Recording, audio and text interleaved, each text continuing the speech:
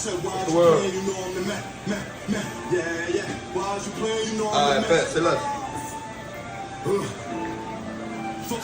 What is you saying? Why is you playing? You know I'm the man. Why is you pocket watching niggas bands? I keep me a belt when I'm pushing the land. Bitch, I'm in Cali, they call it the land. I be enjoying all of my co-friends.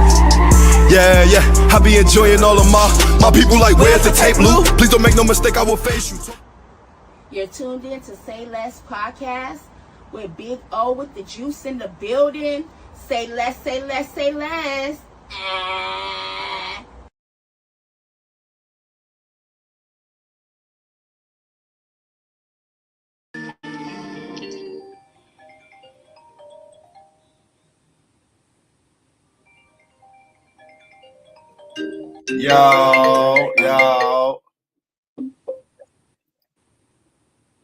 Yo. What it do? You tuned in to Sayless podcast. This your boy Big Guloot. Fuck is you doing? What is you saying? Why is you playing? You know I'm the man. And you already know your girl FashionMack is back in the building. What? Say less. What's Big up, O. guys?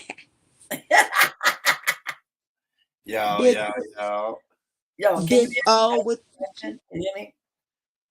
Yeah, I can hear you. Okay. Yo, you can hear us all? You get y'all can hear you. I say less. I bet. So everybody else should be able Let's to hear go. us too. We should be good. All right, Be so good. how was your day today? Well, my day was very impactful. Yeah, I had to Yo, don't kill us on our intro yet. Don't worry, we'll have this figured out. Our intro video, we'll have it figured out by next week. I just had to do a little footwork in order for us to get started today. And that's why we'll deal with it within the coming weeks. But yeah, don't get to killing us inside the comment section. Say less. Yo, my day was crazy, man, but I'm that's all I can say. I'm here. I'm ready. Let's rumble. Let's go. How you doing, O? I'm doing pretty good. That's what's up. So, and these people keep trying to play me. So, yeah, like, what's the mission? What's your mission statement about? Yeah, give us the rollout of what the podcast is. Why we should have everybody tune in to what we got going on. Yeah, for sure. Sayless podcast exists to foster connection through meaningful dialogue. Where saying less means understanding more. We believe the most powerful conversation happens when we listen deeply, cut through the noise, and find common ground without overcomplication. Our show invites guests and listeners to explore ideas, stories, and perspectives that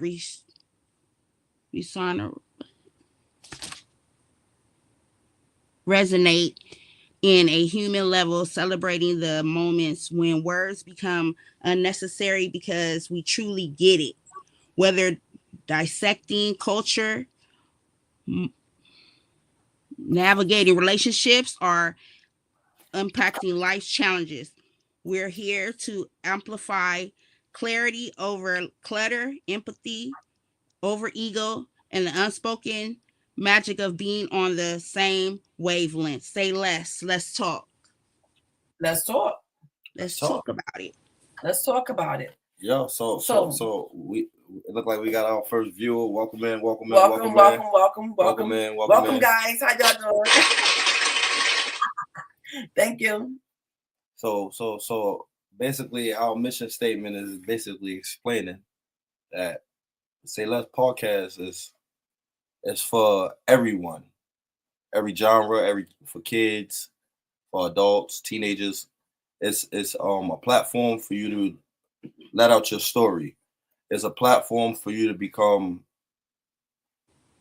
like one with yourself and feel confident with the people that you're explaining in your story to.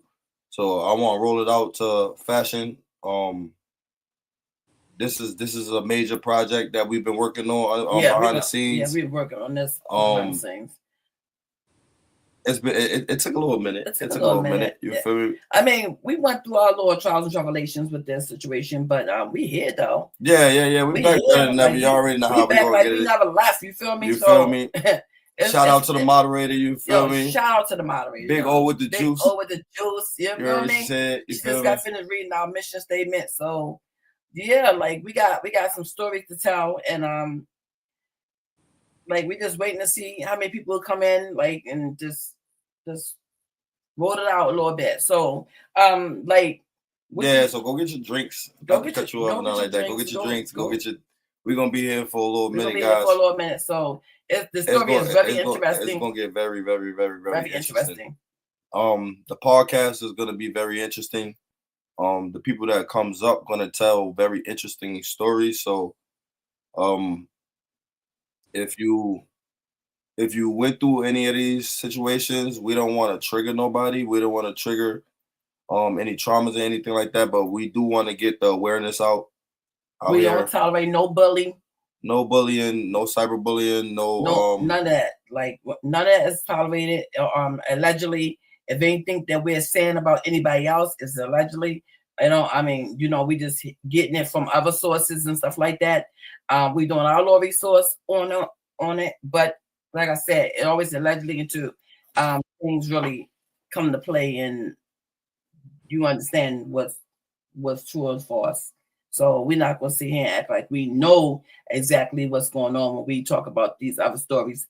But allegedly things do happen. And but this story here is very true and real. And we just want you to know you're at a safe place here. And you can, comment in, but don't be disrespectful because it's a very soft topic.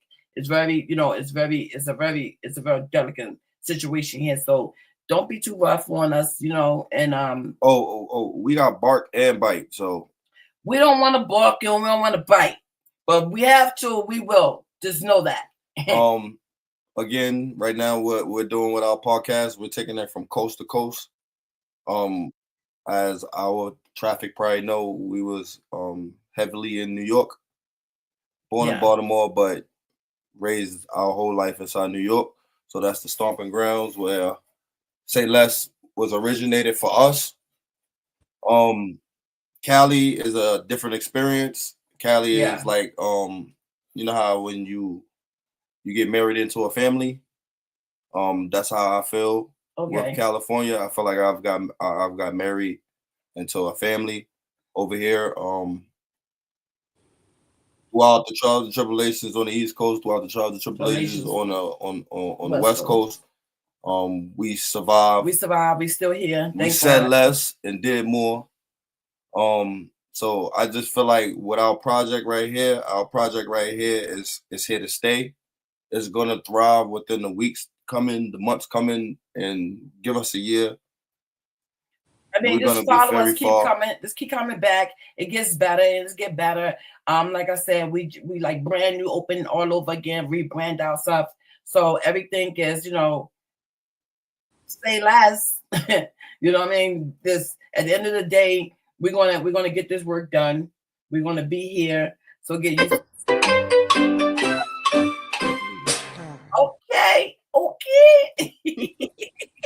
Okay. So we here to stay, guys. And like I said, we got different stories to tell. And we just trying to see like how much traffic gonna come in, and we just waiting. Yeah, right now again, like we said, we just waiting. We're just getting started with this podcast. This is our rollout. So again, congratulations to Sayless podcast. Congratulations. Some podcasts don't even get this far.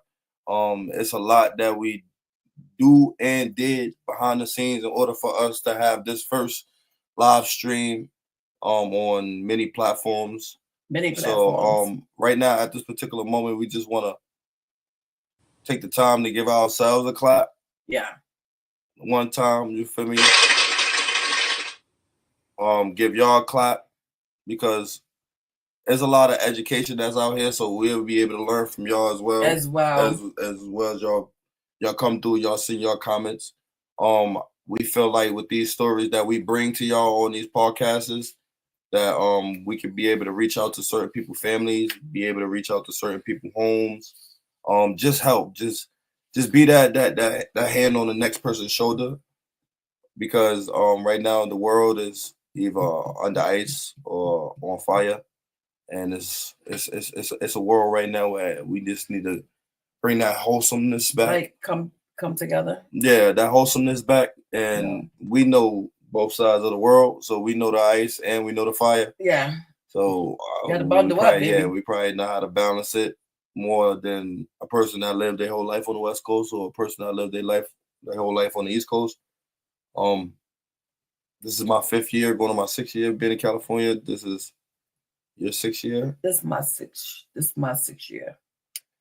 And this is your stomping ground, correct? Yeah. So like, give us a little bit on your stomping ground. Huh? Like, give us a little bit on your stomping ground. Like, what is Cali like? I mean, yeah, it's beaches. It's like it's a tourist attraction. So it's plenty to do out here. Like you can go to the baseball games, the basketball games out here. We got Disneyland this way, Magic Mountain. Like we got everything. We got everything here. But at the same time, too, it's a bad side to being out here. So, you got the good side where you having fun and everything, and you got the downside if that's the side that you choose to go with the drugs and everything like that. Yeah, but other than that, you know what I'm saying? This is the place that everybody wants to be. So thinking they're gonna get rich. So yeah. And you could elaborate that. You could elaborate on that, right? Fashion. I mean, yeah, like for me living in New York. Being out here and being in New York, just it's just my baby. New York is just my baby. So just being in New York, you know what I'm saying? I got introduced to a lot of things, fashion, music,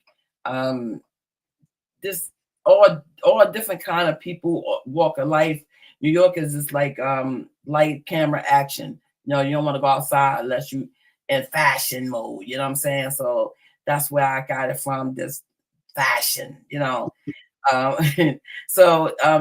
being out here, it kind of humbles you a little bit, because if you don't know, you know what I'm saying, if you don't really know what's going on out here in Cali, you kind of lost if you don't know. So the connection is welcome out here. Like, you need the connection. You need a connect out here. You know what I'm saying? Don't just come out here and think that you just going to pop off, unless you know what I'm saying, unless you got it like that. But you know what I'm saying, you're gonna rumble a little bit, you're gonna rumble and fumble a little bit, and you know what I'm saying, and it's okay, because that's where the resilient part of your life come in at. Right. You know what I'm saying? And just just it's in New York, the rent is high. Out here, the rent is high. So it's like everywhere you go, it's high. You know what I'm saying? Like it's not easy. So every place, like out here, have its beaches and everything. So like on the East Coast, you know what I'm saying, you have to go to certain places on the coast to go to the beach. Right. But out here, I'm like, there's a beach everywhere. 12 minutes right now away from the beach right now, so I can go to the beach right now. You feel me? Yeah, correct. 10 up, music playing. You know what I'm saying, dancing, joking. You know what I'm saying. I mean, it's fun. It's fun to be out here. You know what I'm saying. So if you want to come out here, but don't come out here with the, you know what I'm saying, with the BS.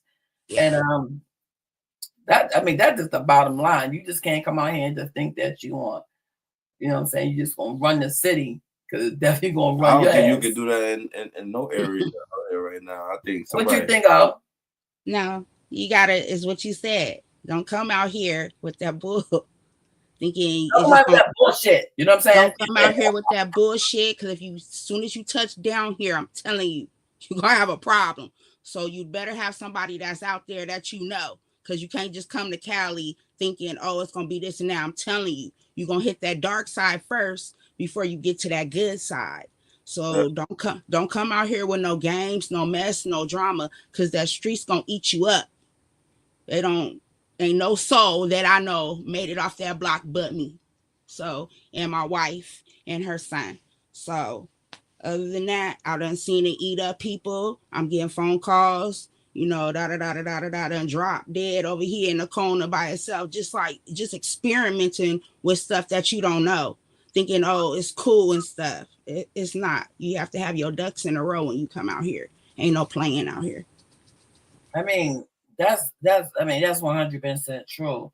I mean, because like anybody witness home, like my background is, you know what I'm saying, dealing with people in the homeless population, and being homeless, you know, myself coming out here because you thought I came out here on some I got this, you know what I'm saying? I got this. I'm coming from New York. I got this. Yeah. If you can make it in New York, you can make it anywhere. You know what I'm saying? Yes, ma'am. And I said, yeah, you're right. Yeah, if you can make it in New York, you can make it anywhere. So that's the saying in New York, and that's the saying that we just keep that in our mind out here. That we can make it there, we can make it here. So even when we fumble and drop the ball here, we pick it back up because we know where we came from. You know what I'm saying? So like I said, it's always the downside to everywhere you go. And but at the end of the day, you just have to believe and trust in yourself, and don't rely on no one else to do your job for you. You have to do the work. You can't cheat it. You have to do your work. You have to understand that this life is not a game. You see how different plays is coming to act right now. You know what I'm saying? With the politics, and I'm not even going dibble on that because I'm not into politics. I'm just we gonna run a marathon on what's going on in the world. I'm just letting you know that right now. You gotta get your roles, your ducks in a row at this point because it's hard out here, and if you don't have a family, you know what I'm saying, to be loyal to you and understand what you're going through and listen. Sometimes you just want somebody to listen to you. And that's what we're here for. So we just want to listen and understand what's going on, hear the stories. And no, we're not a therapist. No, we're not a psych. No, we're not trying to fix nobody. But if we have resource that we can look up for you, you know what I'm saying, then that's exactly what we're trying to do. It's just not a game, you know. This is not a game, and a lot of podcasts. Why I say we different from a lot of podcasts is because we come in with resilient stories, and not saying their stories is not resilient, but you know, we just say less on it. You know, once you say what you have to say, you don't have to say anything else further. That's what we'll say less mean. You don't have to go any deeper into what you're saying. Just say less. That's it. Just say less. That's it. What you think, Lou? What falls as what the meaning of say less is, or our podcast? I mean, the meanings of say less, the podcast. Well, I mean, like, what you think?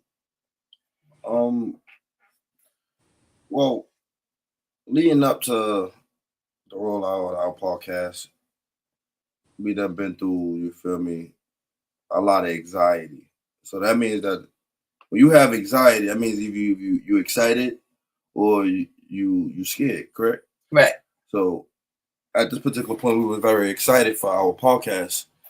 So now that the excitement settles in and we're here, we know the longevity that we have to take in order for us to be able to see the growth in our podcast. So I love the beginning of our podcast because it's authentic. It's not nothing script. It's people that's gonna come view our content. I understand that these are not industry plants as they probably would name it or call it, culture vultures, none of that nature. We just here because we know we dedicated in this work. This is not our first podcast. This is our latest podcast. I mean, we were doing podcasts when we was in New York. You know what I'm saying? Shout out to DTF. Shout out to DTF in New York. You know what I'm saying? Shout out to the viewer, the second viewer that's inside here. We appreciate you. Shout out. You can come in, you can come through. You feel me? We appreciate it. 1 going to turn to 10, 10 going to turn to 100. 100 going to turn to 10,000, 10,000 going to turn to 1 million. So we still appreciate you. Yeah. Going back to what I was saying, our podcast right now is based off our lifestyle. Correct. I feel we do so much as humans, and how can I say it? We come up short. Us as human beings, I don't care if you have 100,000 or 100 M's inside your bank account. If you have $100 million in your bank account, you have a higher goal. Right. And you're coming up short. If you have 100K inside your bank account, you want $1 million, you're coming up short. You feel me? It's the mindset. So our mindset through wins and losses is say less. We don't like the talk when you before headed off to college. You explained to me that I just need to listen. Right. Well, that's another form of say less. Yeah. It's just listening. It's listening. So this is what our podcast is basically listen. And you know, when I tell you listen and you don't listen, then you know what I'm saying, you get the repercussions of the not listen. So I just say less. You know, so you gotta listen. You know what I'm saying? Sometimes us parents don't always be right. You know, this is my son. So sometimes we don't always, you know, we're gonna fight to get this money right. Correct. You know what I'm saying? So, you know, we don't think it's sweet all the time. You know what I'm saying? You know, but at the end of the day, we here. You know what I'm saying? We here. We're gonna make this thing work because we're a family at the end of the day. You know what I'm saying? We're a family at the end of the day. And we like I said, I want to shout out to my daughter. I want to shout out to my son. You know what I'm saying? Free my son, you know what I'm saying? Free my son, you know, all that, you know, but at the end of the day, you know what I'm saying? Shout out to my grandkids, you know what I'm saying? Yeah. Look at me. Say less. Yeah, I got 5 of them. Yeah. But anyway, back to that, you know, shout out to my brother, shout out to my sister. You know what I'm saying? I'm not speaking to her right now. You know what I'm saying? On some other shit, but shout out to her. Say less. I ain't got to go into why I ain't speaking to her, so I'm gonna say less on that. But just shout out to her too. You know what I'm saying? Anybody want? You know what I'm saying? Who you want to shout out? Anybody want to shout out? It's not more so a shout out. It's just this is a strong bond that we're creating here. Especially, it's people that I never knew. I woke up to just hearing their story, and once I hear their story, it's like, I wish I could have did something. Shout out to my daughter-in-law. You know what I'm saying? I forgot about that. I'm sorry. She probably looking like, I ain't say her name. Shout out to my daughter-in-law. You know what I'm saying? Emily and say less. You feel me, baby? So like basically, I was saying, as far as that's what these people that we've been running into and we've been hearing their stories out. It's like you just wish you could just help them. You just give your heart to these people. So it's like the listening part is harder than actually commenting because of what's going on with this world and how dark people can get. These stories that we've been researching, guys, it's like how can you be human? And I told you that, like, when people go to these dark areas, I don't think they see life no more. Shout out to the second viewer that just popped inside here. You feel me? We appreciate you. Thank you. You feel me? Thank you for showing up. Thank you. But these people, when they get to these points, I don't think they see life anymore. But we ain't gonna drag this podcast and this segment on to that. That's later on when we get inside of it. This week coming up, we have stories aligning why I said that. So let's just keep that in mind, that it's real life dark people out here and they do dark things. But this podcast right here, we come to bring the light. Everything that we walk in is the light of God. So our podcast right here, Say Less Podcast, is walking in the light of God. Let's clap it up. Let's clap it up. Let's clap it up. Again, please, stop playing. Stop playing with the clapping, man. Stop playing with the clapping. Again, like you said, we are gonna have everything. The motivator is funny as fuck, y'all. Y'all gotta excuse my language. y'all gotta excuse me. So with our podcast is it's like a bond, like I said, because I'm creating understandings in people's lives that they probably don't even want nobody to understand this, but they have to, because holding it in, it buries you, it puts you in the grave early. So when we allow people to get this platform to start talking about what's going on with their stories, we don't want nobody to be like taking it in effect where they want to go commit any type of heinous act against themselves or anybody else out here in this world. We're gonna bring the real. We're gonna speak the real. We're gonna show the real. We're not being biased, and we're not backing down. No. So if you come and you bring your story to our platform, just know we're gonna back you 100%. And what you got? That's just what it is. Like I said, for Sayless podcast, if I can sum it up, it's just listen. That's another form of say less. What's your indication on the directory of the podcast, or what's the meaning of say less? Just basically being able to tell your story in a safe environment and not have, like you said, people try to play on it. It's self-explanatory. Say less. So it's all about listening, growth, everything. So say less. I mean, like you can't, like, I understand what you're saying and everything. Sometimes, you can tell a person something, what I'm saying, and they gonna take it the way they want to take it, and that's their opinion. That's, what I'm saying. You can't knock that. But as a mom, and a mom telling you something in a mom setting, what I'm saying, being here a long time, longer than you, what I'm saying, I must have done something right. You know what I'm saying? So if I'm telling you something and I'm giving you some kind of advice, you know what I'm saying? Not for you to take it, but to listen. You know what I'm saying? You can do whatever you want to do with it, but listen. And maybe somewhere down that road, you know what I'm saying, you might come across my voice later on in life, and then you be like, you know what, say less. You know what I'm saying? And it just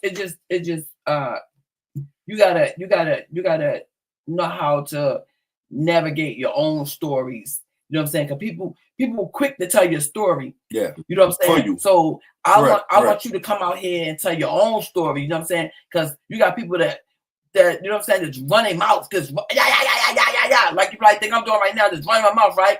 Nah, I'm trying to tell you something, because you ain't listening.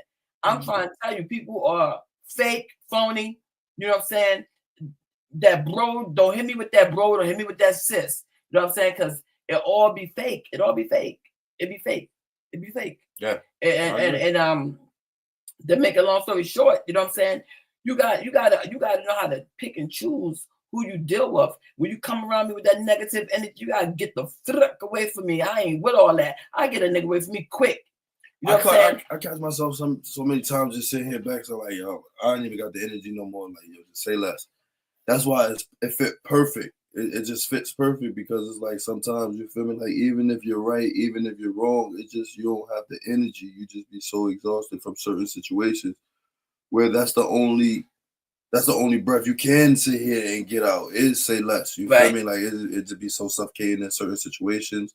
Everybody go through a million problems. When I was in college, my professor explained to me that after one positive thought, you have 15 negative thoughts before you have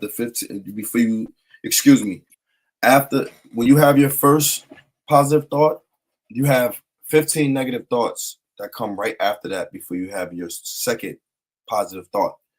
So let's just be mindful that we can become evil overnight so quickly. It's just so hard because of, you feel me, that right there. A lot of people know for a fact y'all could just be evil before I could be kind-hearted. Because people, excuse me, people take advantage. You know what I'm saying? Like, I mean, like, I gotta say and tell you, you know what I'm saying? you do a lot for a lot of people, Guloot. You know what I'm saying? And you don't get it back. You know what I'm saying? And then, when you try to get it back from a person, they look like, oh, what? He got it. Why is he even asking me anything? That's crazy to me. Because if I didn't never ask you for nothing, and then I finally come out and say, yo, I need something from you, and you thinking that I got it, that's crazy to me. Because how I'm living, you know what I'm saying? You can live the same way. But sometimes I fall short too. They're like, you fall short, I fall short too. You know what I'm saying? And if at that time you don't have it, or you can't, sometimes I don't even need you to give me anything. I just need you to listen. Sometimes I just want to vent. You know what I'm saying? That's why I'm really advocating for, you know what I'm saying, for people to get into therapy. I'm telling you right now, get into therapy, because if you want to if you don't want to touch something and you don't want to know about your business, that's where the place where you go at. You know what I'm saying? A therapist, you cannot. They're not obligated to tell you stuff. You know what I'm saying? So you can get on there with them an hour, two, no matter. You know what I'm saying? How you pick it, 30 minutes, right? Every week, every 2 weeks, or a month, and you just get in there and you just vent, and that's their job to listen. You know what I'm saying? They really if they do give you any advice, they basically asking you a question for you to answer your own question that you asked them. So it's kind of like a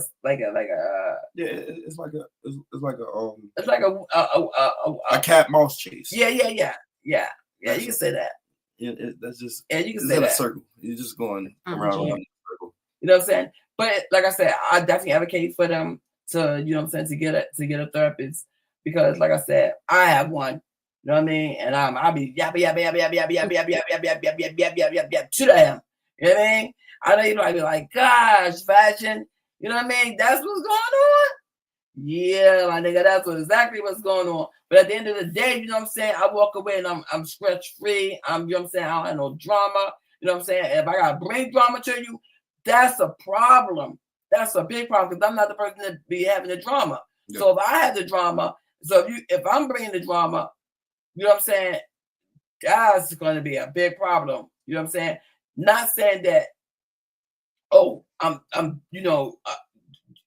she's being bad, you better get away from her.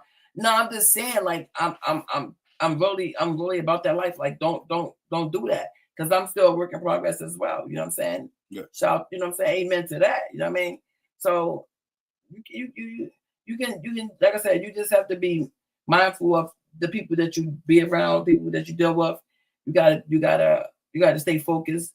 You know what I'm saying? You definitely gotta, you know what I'm saying, bring wisdom into your to your life. Yeah. You know, you gotta protect yourself. You know what I mean? You gotta be careful when you go out with people. You know, you just gotta be careful nowadays. In this society nowadays, you have to be careful. You know what I mean? People act like they're your friends, or act like they're your friends, and at the end of the day, they're not your friends. At the end of the day, I just tell my son that, like, yo, everybody, yo, I heard somebody like, yo, bro, come in for a minute. I'm like, yo, stop that bro shit. Like that's not your bro. Like, yo, you know what I'm saying? You just met that man like 10 minutes and now he's bro. Like, y'all people really gotta stop. Like, you gotta sit back and listen a little bit and just watch. Sometimes I just watch it, like just watch it. Because if you watch and you listen to people, that right there make you get away from people immediately, because they gonna tell them themselves anyway. A person talk, you know what I'm saying, themselves into you getting away from them, or you stand with them. It's either or. It's how you take it. Yeah. But if you sit here and act like, you know what I'm saying, you know everything, and you just telling the person everything, and they just sitting there giving you advice, and they ain't even hear you. That's an issue for me. You know what I'm saying? People, so how so-and-so? You know what I mean? Like, if I tell you, do you really care? Does it really matter? So I just be like, Sayless, you know what I'm saying? I got nothing to say. You know what I mean? That's it. I ain't got nothing to say. Just, you know what I'm saying? You just gotta be really mindful of who you bring around you. Yeah, you know what I'm saying? That negative energy, I just can't deal with it. It's exhausting. And it just bring the worst out you, because who wanna go back? You know what I'm saying? I mean, coming from New York, you coming with an attitude. Correct. You know what I'm saying? You coming with an attitude. Like, nigga, what? Nigga? You know what I'm saying? You coming with an attitude. Off the rip, you come with an attitude from New York. So to come from New York, to come over here, and it's all, you know what I'm saying, slow, like a slow motion. You know what I'm saying? You got pipe down a little bit. You know what I'm saying? You just got to bring it down a little bit. You know what I'm saying? Because if not, the streets going to eat you up. It's going to eat you up. Because they know you're not from, they know you're not from over here, and you already hyped and amped and they kill everybody. You may kill everybody. You may kill anything, and they already got something in store for you. You know what I'm saying? Oh, that nigga not from over here. Yo, that's this. You know what I'm saying? And that setup game ain't no joke. You know what I'm saying? It's no joke. You know what I'm saying? There's a lot of human trafficking going on over here. You got to be careful. You got to watch it. You got to watch your surroundings when you come over here. Don't just come over here and think that, oh, you get on POF and meet somebody, and then think you could just take yourself all the way to LA with them and not bring your family member with you. You know what I'm saying? It's crazy. Yeah, don't walk nowhere. You just can't go nowhere and think that you just, you know what I mean? Like, wherever you go, like, you just can't think that go you with somebody that you know go back to back beside you. You just can't come over here and this one. Wow. I mean, I'm saying this for people over here too, that you cannot go to New York and just think that you just going to get over in New York neither. You know what I'm saying? They're gonna smell you out. They're gonna smell you out immediately. You are not getting away. You're not getting away with nothing over there. They're not playing. I'm gonna tell you that right now. They're not playing. You're not getting away with nothing over there. You know what I mean? See, growing up in Brooklyn, and not being from a Brooklyn hospital, like born from a Brooklyn hospital, I had to become my own animal. Like, it was just. Well, I wouldn't say animal. No. When I say animal, I'm saying my instincts. My instincts was animalistic, because when you're in an environment where it's grown men up the block getting into a shootout, and you're a child, and all you're doing is down the block with your friends playing football, it shows you at a very young age that this is not a safe environment. So knowing that you live in a safe environment, you can't do nothing. Like, it's like you just within the blink of a second say, I don't want to be here. You feel me? Snap your fingers and you out of there. That's not it. You have to become dangerous in certain areas. That's just what it is. Our president right now is dangerous in our most comfortable area, which is the United States. He's the most dangerous human on walking on earth right now because of what he possessed. So you have to be dangerous in areas. Don't get us twisted. The weak get preyed on. We're not weak, none of us. So so you can come with that. You know what I'm saying? The jokes and all that. We all with it. Like, bring that. I give one right now. I give one right now with that stuff about me. I give one right now with that stuff about me. I'm gonna give one right now with that stuff about me. What's that? What that stuff about me? They be like, oh, she ain't got no eyebrows. Oh, she ain't got no eyebrows over here. You know what I'm saying? Like, that's probably one of the jokes we might get. Yo, Guloot look like Paul George. Say, yo, Guloot don't got no forehead. You feel me? Like that. You know what I'm saying? So you might get a little jokey joke like that. Like, you know what I'm saying? I got on this bingo, right? One guy cooked me. He cooked me. And it's always good to have a laugh. And I was just laughing. You know what I'm saying, man? At the end of the day, man, you know what I'm saying? He was like, yo, you mad cool. You know what I'm saying? At the end of the day. Because, you know what I'm saying? He was cooking me. And I was like, yo, cook. Cook. Because whatever you know what I'm saying? Whatever you talking about is all fake and it's all wrong. But if you want cook. Yeah, you gonna have to. Because when I get in the kitchen, it's going. You feel me? When I get in the kitchen, it's going to smell. It's going to smell. You just cooking right now. It's my anything you talking about. You feel me? Like The Rock. I don't know. Like The Rock. I don't smell nothing. What's about to say? He said, do you smell what The Rock is cooking? Yeah, don't make me do it because I know it too. What he say? We say, oh, like, hip your smell. Do you know what The Rock is cooking. You know what I'm saying? So, shout out to the Ray Rock Johnson. Shout out to Rock Johnson. You know what I'm saying? But yeah, like Dwayne The Rock Johnson. He definitely cooked me. But at the end of the day, it was all a laugh. It was all fun. You know what I'm saying? And it was all for us. That's why I was laughing. Yo, that'd be the funniest. That'd be the funniest stuff. Because one guy was like, he was like, won't you just stop lying and say you're not a tranny? He was like, you know you're a tranny, right? I'm like, I was like, cook.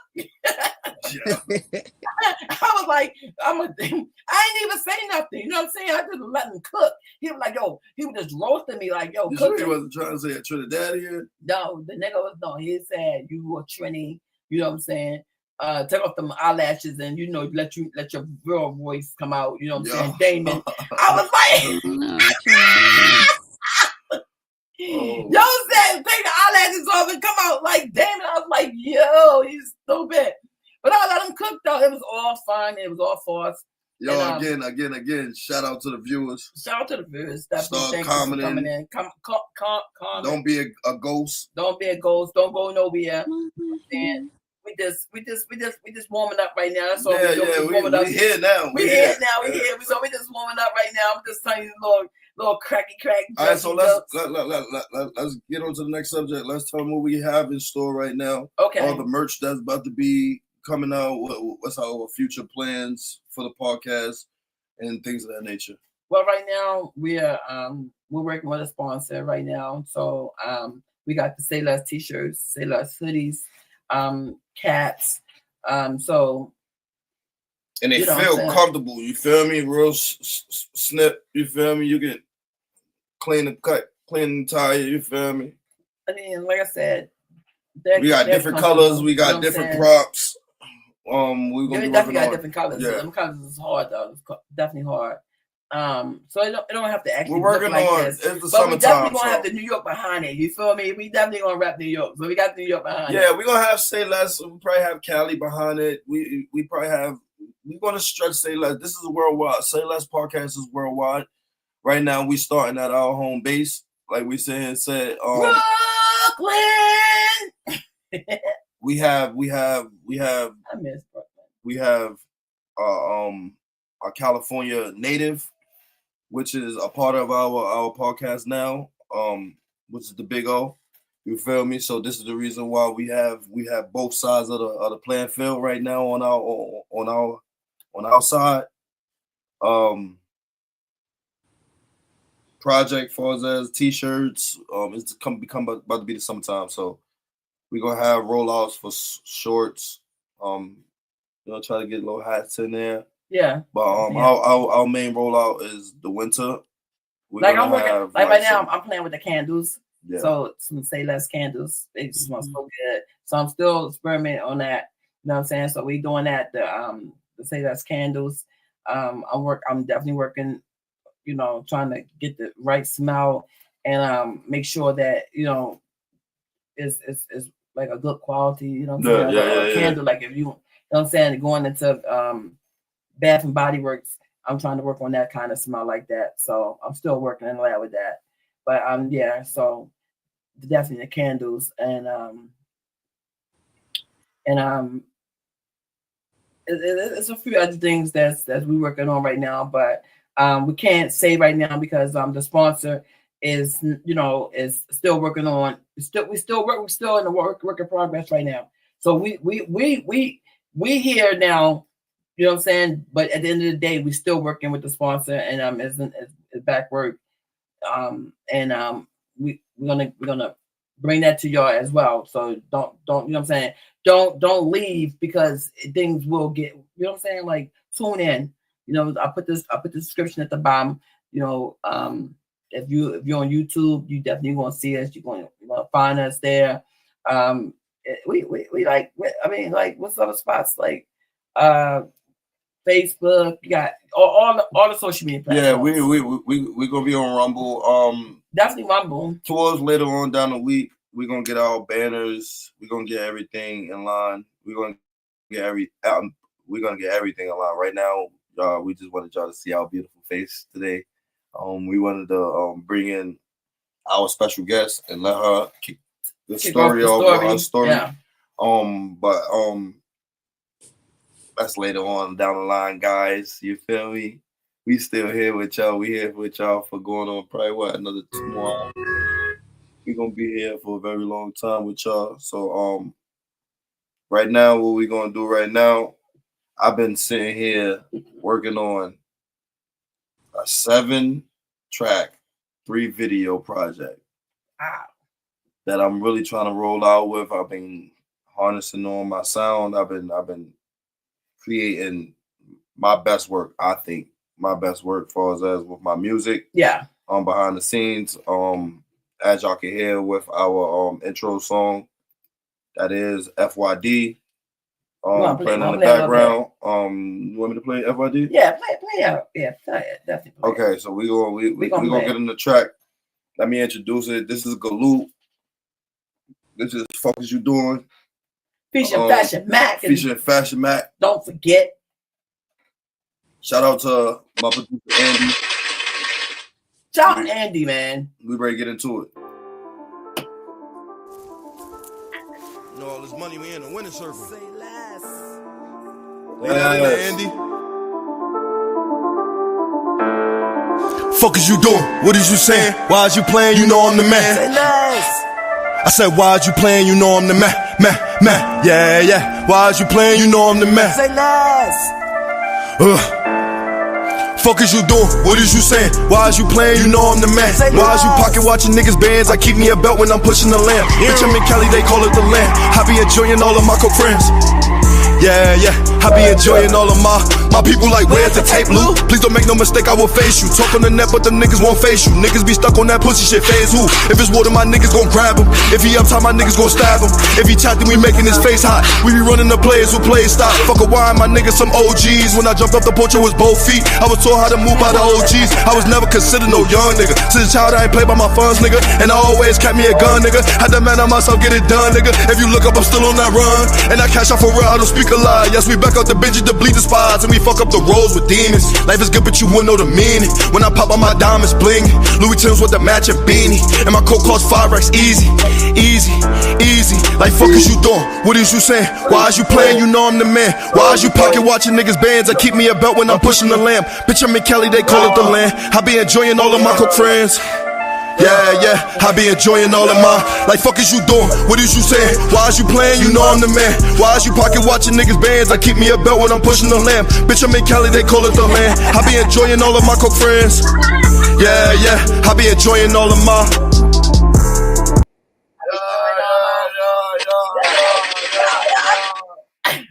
How y'all feel about that track, man? How y'all feel about that track? For real, honestly, how y'all feel about that track? Y'all gotta let me know. I ain't gonna roll it out until I have a major rollout. Yeah. Certain people right now, we in the works with it right now. You feel me? We doing our little 1s and 2s. You feel me? But we all gonna make it make sense. We gonna make it make sense how we make it make sense. We're not gonna rush our process. Nah. We right on schedule with everything that we want to do. Mm-hmm. Like I said, 7 tracks, 3 videos. Mm-hmm. I'm learning this, like I said, guys, with our intro video to our podcast.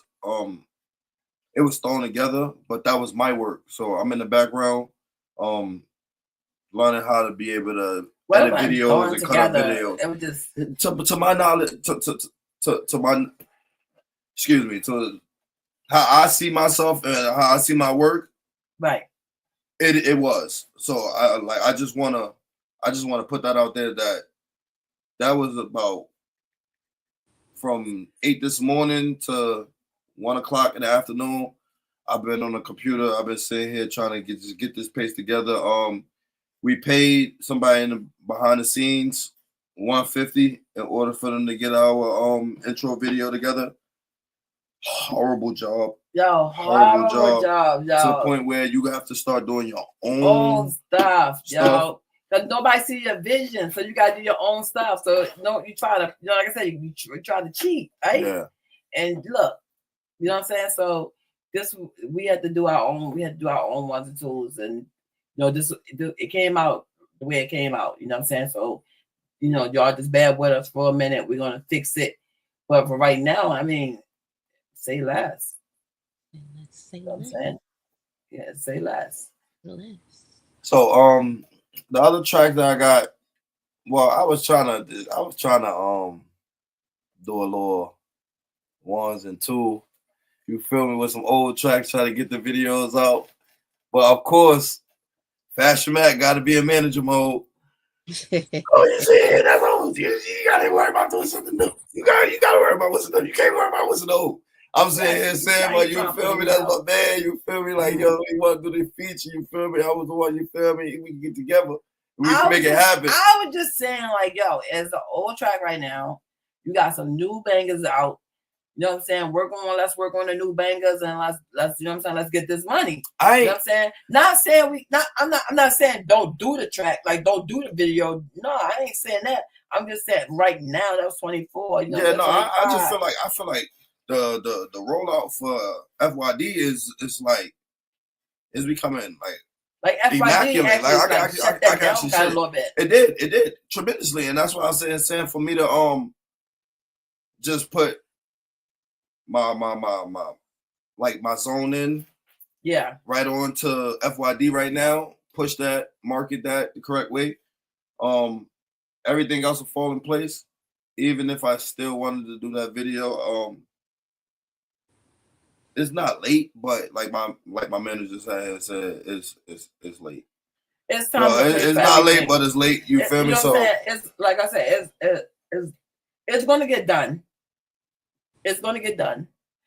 It just right now, you know what I'm saying? FYI, it's out now. So right now, we're just trying to focus on. It's not out. It's unreleased, and only a few people, probably like 12 people have that track. Well, it's out, and they know not to. 12 people got it, then you know what I'm saying? 12 people like, let's not listen to it. Yeah, of course. 12 people. I had somebody in Miami saying and tell me like, yo, bro, I don't know what bag you in, but you got the streets right now. I got a couple people in my job. No. I'm pretty sure. I'm pretty sure a lot of people heard it already. You know but like, far as it being on like mainstream and platforms, yo, you gotta play it again, yo. You want me to run it again? You gotta play it again. You gotta play it again because you're not understanding that. Why I'm saying push it back a little bit, push the other one back. No, I actually do. I actually do understand what you're saying by it, but listen to the song and understand why I'm saying let's go with this one and move on. Just a little bit. No. I'm not disagreeing with you. We already established that point. Okay. That we're already going to move on from it, but I was just explaining to them that I was also being in tune with my old work and still seeing the vision through those tracks and those times. But I was what? A certain age that time, and I'm a certain age now. Right. I don't want to put my age on here. Yeah. Why? I was a certain. You a buck. I was a certain age. Yeah, I was a certain age. I was a certain age now. I'm a certain age now. You feel me? One of my age, say less. You feel me? Like, I was that age. You feel me? I was that age, and I should have done it down around that time when I was that age. Now I'm this age. You feel me? I feel like my image, my direction, my aura is applicable and fit for now and the now. And if I try to use this image for my old tracks, I don't feel like it would replicate because who I was back then and who I am today. All right, so let's jump into it, right? All right, so like, have a story to tell, right? And like her story, you know what I'm saying? You gotta really listen to her story and understand where she's coming from with the story and nobody wants you to feel pity. You know what I'm saying? Nobody, she don't want the pity. She don't want none of that because she's handling her situation and she's taking care of herself good. You know what I'm saying? She's good. You know what I mean? But she wanted to tell her story, and you know what I'm saying? It might be a couple people who don't like what she's saying, but you know, say less. Say less. You know what I'm saying? So, like, you know, you how do you wanna, you know what I'm saying, like tell your story, because like I got a question for you real quick. Like before, okay, so how did you get a sore on your feet? Shout out to the like how did you viewer that just popped inside here. Shout out to you. Welcome in to the Sayless podcast. How did you get like the scratch, or when did you notice that you had a sore open? Well, let's probably direct it the correct way.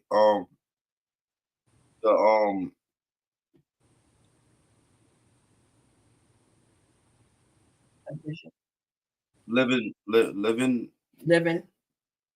with how you want to put it? Living with your toe being amputated. I was getting there, but you cut me off. But go ahead. No. I didn't mean to cut you off. I was getting there, but go ahead. Oh, I'm sorry. So no, go ahead. No, go ahead. Go ahead. Go ahead. No, you go ahead. No, one of y'all. Come on. Shit. Me. Right. Oh, we gonna fight about you. Okay. So yeah. So like So how you okay? So your toe got amputated, but I want the people to understand how it all happened. You know what I'm saying? The hospital, what they done. You know what like you know like what happened, because besides that happened, your toe also, you know what I'm saying, you had a situation also with your baby getting lost at the same hospital. So these different hospitals you go to, you got to be very careful because the doctors will tell you anything. So I'm gonna let you just jump right into it and let you take over from right now. I noticed a cut on my foot around November, around Thanksgiving time. I didn't know that it had been there the whole time because I can't feel the bottom of my feet due to my neuropathy from my diabetes.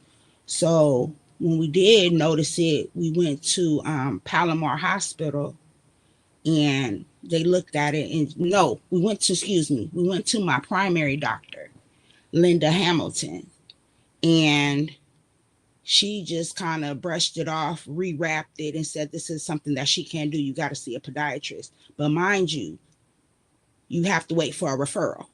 And that could take between a week to a month, depending on when they decide to call you back. But I was lucky enough to go in the next day to see a podiatrist. So I go to another Family Health Centers of America, and the podiatrist basically like cut down some of the skin, put some betadine on it, and told me this is how she wants it done every day. So she rewrapped it. So I go home. So my wife looked at it. She said, no, it's not looking right. It's looking black. You need to go down there to UCSD and let them look at it. So I went down there to UCSD where I had my daughter, and she looked at it like she didn't want to get involved. So she hurried up and rewrapped it and sent me on my way, and then said that she'll give a call to wound care. And I had to wait for that call to see what the next step was. So as the days go on, I'm getting sick. I'm having uncontrollable, diarrhea. I have a thick burp that is just keep coming out my mouth. I can't stop it. So I was told to go that night, but I got hard-headed. So I wind up having to go in the morning because I had an accident.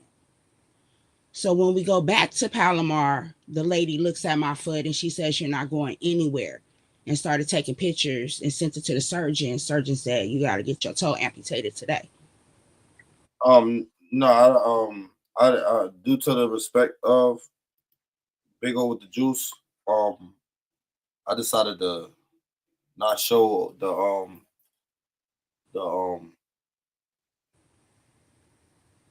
So the previous picture, because right now we dealing with strength, and this is something that O has been dealing with every single day. It's new to her as much as it's new to us. It's hard knowing and waking up,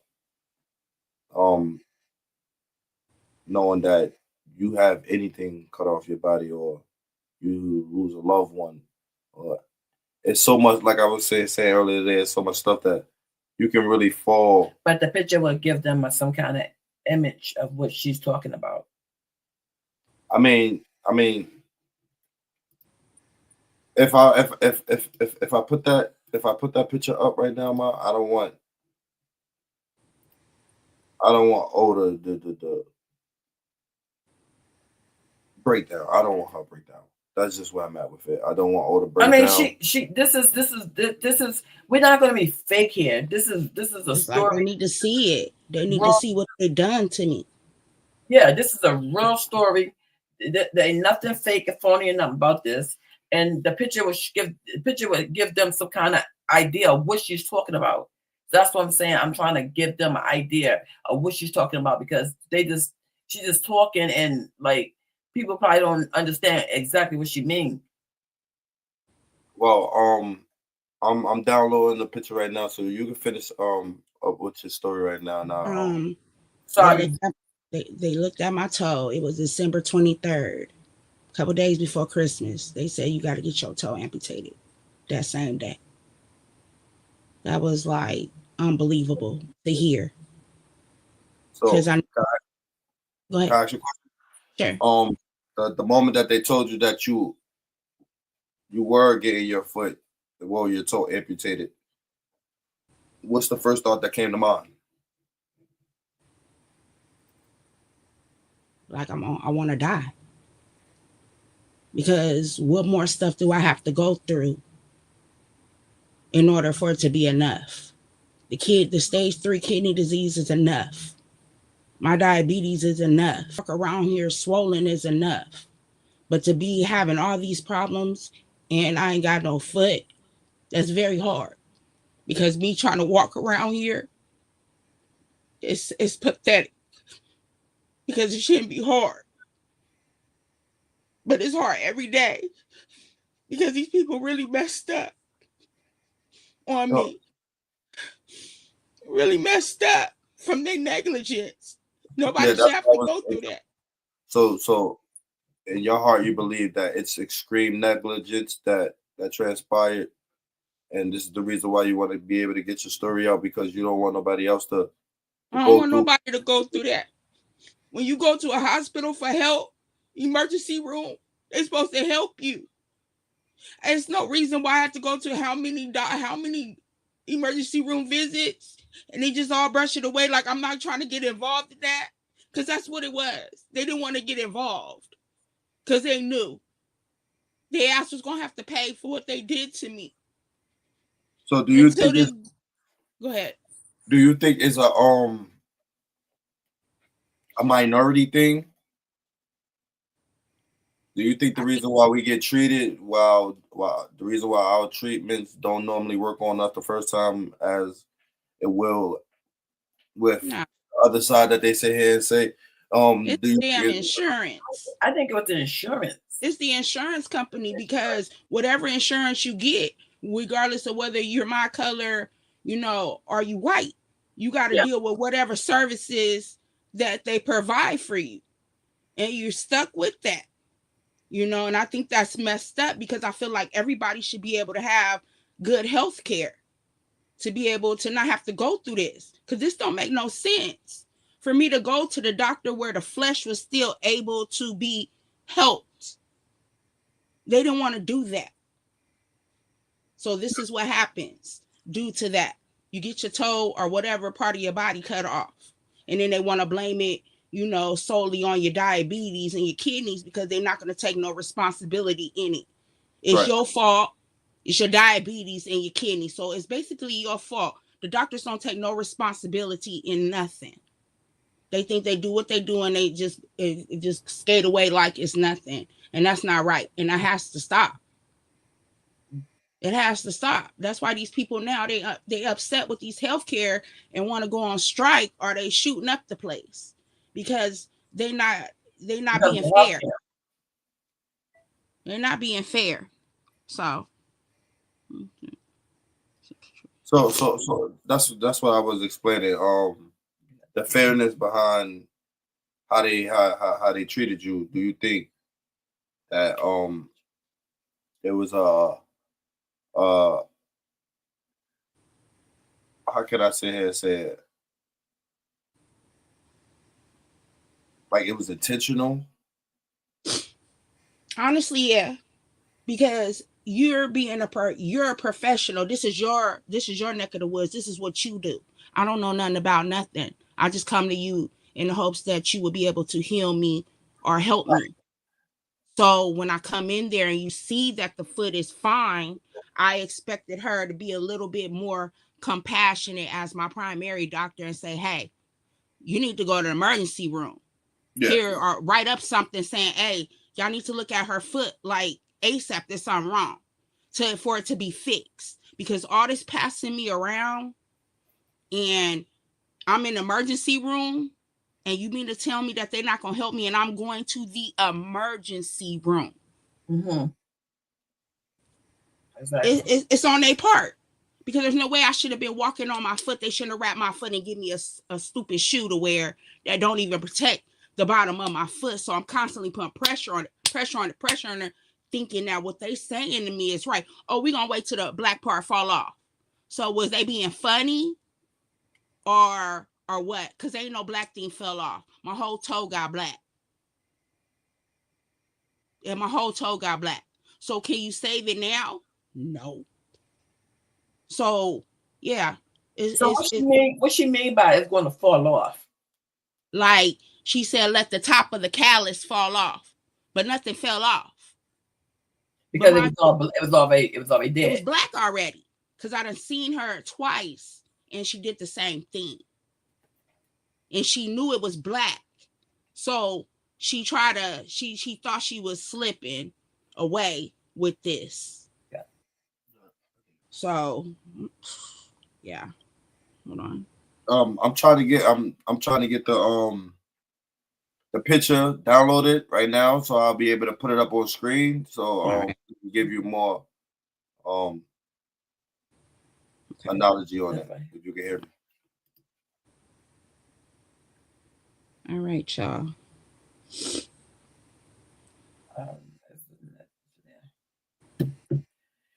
But I was thinking like when before they cut your toe, right? You was walking around fine. You was going to get your toes done. Get, my feet done, doing everyday life things that I can't do now. Okay, so now your toe gone. But okay, so let me just go back a little bit, if you don't mind. Sure. So, like, you ain't think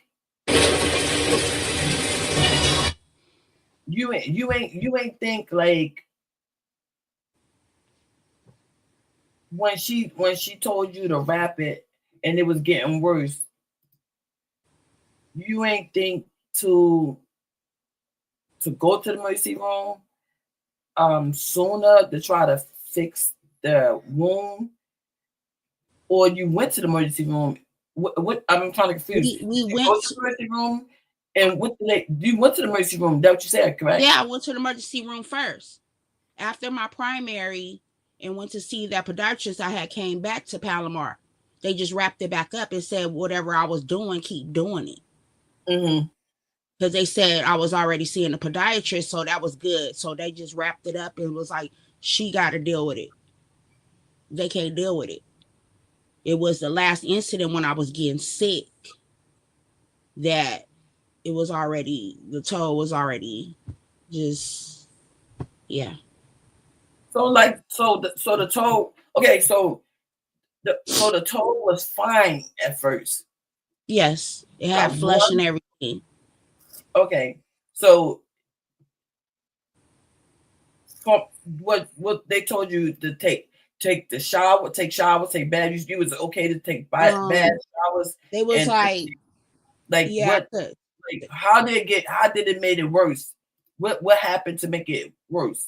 Because me being on it and not having the proper shoe to be on it, and they not saying, not having the right shoe from the podiatrist, just constantly, and then me already walking on that toe before I even came to see the podiatrist to even give me a special shoe. I was walking like normal on it, trying not to put the pressure on it as I'm walking, but I was doing too much walking, going to these appointments. So that's what made it worse, putting too much pressure on it and wrapping it wet like the podiatrist told me to do. It was never supposed to be wet. So you went to the doctor, you went to the podiatrist, you did all what you could do. Yes. They failed you at the healthcare. Like your health insurance failed you. Yes. Yeah. So like looking at your toe when you had it and everything, like at that time I didn't think that it was getting that bad. Then I'm like, okay, they said for her to wrap it, to do this, to do that. That's what you're saying, right? Correct. How did it get to the point where it turned black? And I'm still trying to understand where she said that it's going to fall off at when blood was gone. It was gone. He said that I had a callus on it, but mind you, the podiatrist is supposed to take care of the callus. Okay. So she's trying to say that it had a callus on top of where the black part was at. So she was waiting for that to fall out and pop out on its own. But instead, the whole toe wind up getting black, as you saw, with the skin coming off of it. Mm-hmm. So it was nothing supposed to have fell off. She was supposed to take it out of there. But it was already to a point where she knew that it wasn't going to be happening like that. Mm-hmm. So that's why she overlooked it and just wrapped it up and sent me on my way, because she knew she had messed up. Because there's no way a callus is going to pop out of anything. You have to have them take it out. Hold on for a sec. The juice. Hold on for a sec. You are listening to the Sayless podcast with your host, FashionMack, and co-host Guloot, along with moderator Ophelia. We are live every day from 6 p.m. to 9 p.m., and the number to call in is 929-280-296.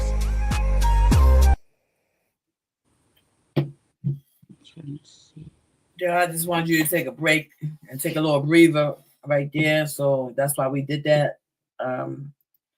Right now, I want to give you a little breather, because I know just seeing those pictures right there, it triggers a person. So right now, what we're gonna do is with Sayless podcast, we're gonna try to just find other different stories that's similar to yours, far as like for amputation. But she's not finished with the hospital. Yeah, I know. I'm not telling her she's done with her her story.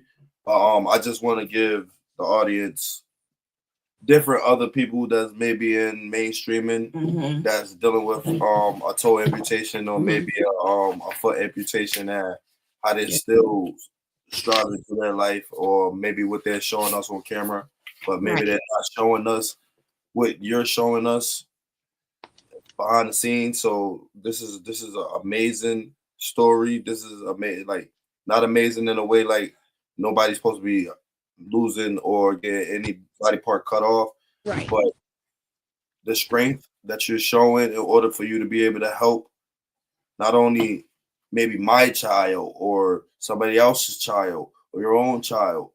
It's the strength, and I just want to give you a thumbs up. And that's what they do in jazz. Yeah. You feel me? Because you doing an amazing job. So what I'm going to do right now, I'm going to share our screen. We've been doing our research. It's a man named LeVar Ball. Just previously, run down the list of what his accolades is and who LeVar Ball is, please. Well, he's an NBA player. No, his son was an NBA player. Both of his sons is NBA players right now. Yeah. Okay. So Lonzo Ball. Okay, you want me to do it? So you do it. LeVar Ball. Well, he played a little basketball. He always said that he used to be better than Michael Jordan, or he was better than Michael Jordan. You feel me? So, but the man is a very intelligent black father. I want to give him his credit. The way that he built his boys is unmatched. The confidence that he was withstand and what he withhold within his children, within his sons, is impeccable. It's going a long way. And I also see it within another person that had their toe amputated, Deion Sanders. He had two sons that's playing football, tremendously talented. But he had two of his toes amputated. Yeah, Deion Sanders had two of his toes amputated. Ball just had his foot amputated. So he got the complete foot and ankle completely gone. LeVar Ball, the father of NBA basketball player Lonzo Ball, LaMelo Ball, and popular songwriter LiAngelo Ball. He got the track "I Might Swerve" in that corner. Whoa. He has reportedly suffered from diabetes in 2020. He went under surgery to amputate the right foot due to complications related to diabetes. So, you're not alone. This is a immaculate black father in our community, a pillar in our community, that is suffering from the same thing. So his thought process probably was the same as yours. Maybe I just want to go. Nobody should feel like they should live their life like that, but there's reasons for y'all to still be living and showing strength through it. While Ball has not publicized confirming his diabetes diagnosis, multiple sources have reported that the amputation was resulting in diabetes complications, poor circulation, nerve damage in the foot, increased risk of infection and amputation. Like we said, this information is important because we got a lot of athletes out here. We got a lot of dancers. We got a lot of people that's on their feet. But nowadays, every day, you feel me? And it's the proper way of, you feel me, just going about your diabetes before it leads up to anybody part being cut off. So I want to go back to Ove real quick. Are you finished? Well, I wanted to bring him up on screen real quick so we know exactly who we was talking about. Let him show us what, you feel me, he dealing with.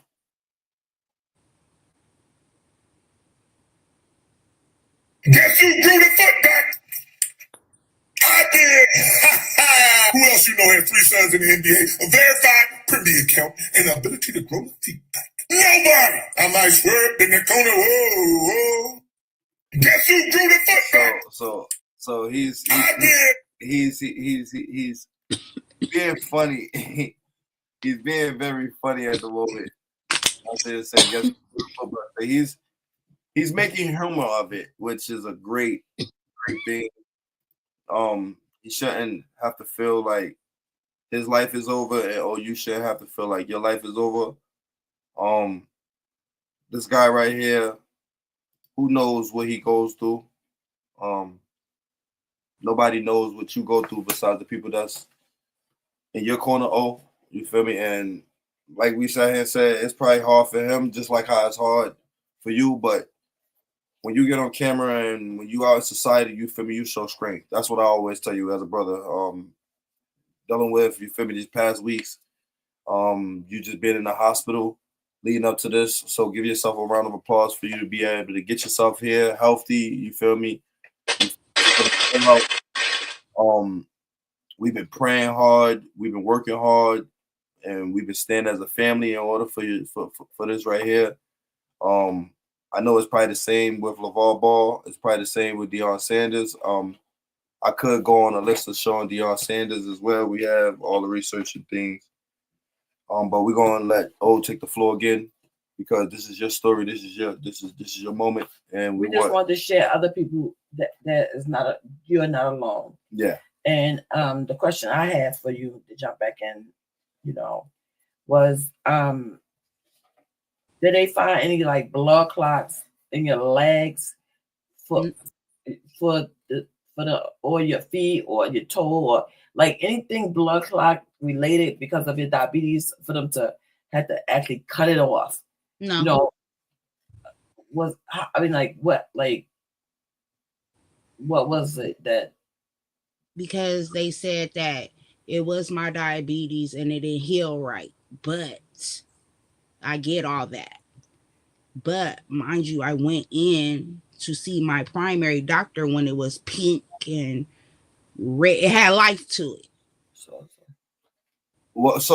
around this time right here, right? If you don't mind me putting the photo back up. Go ahead. Excuse me. Around this time right here,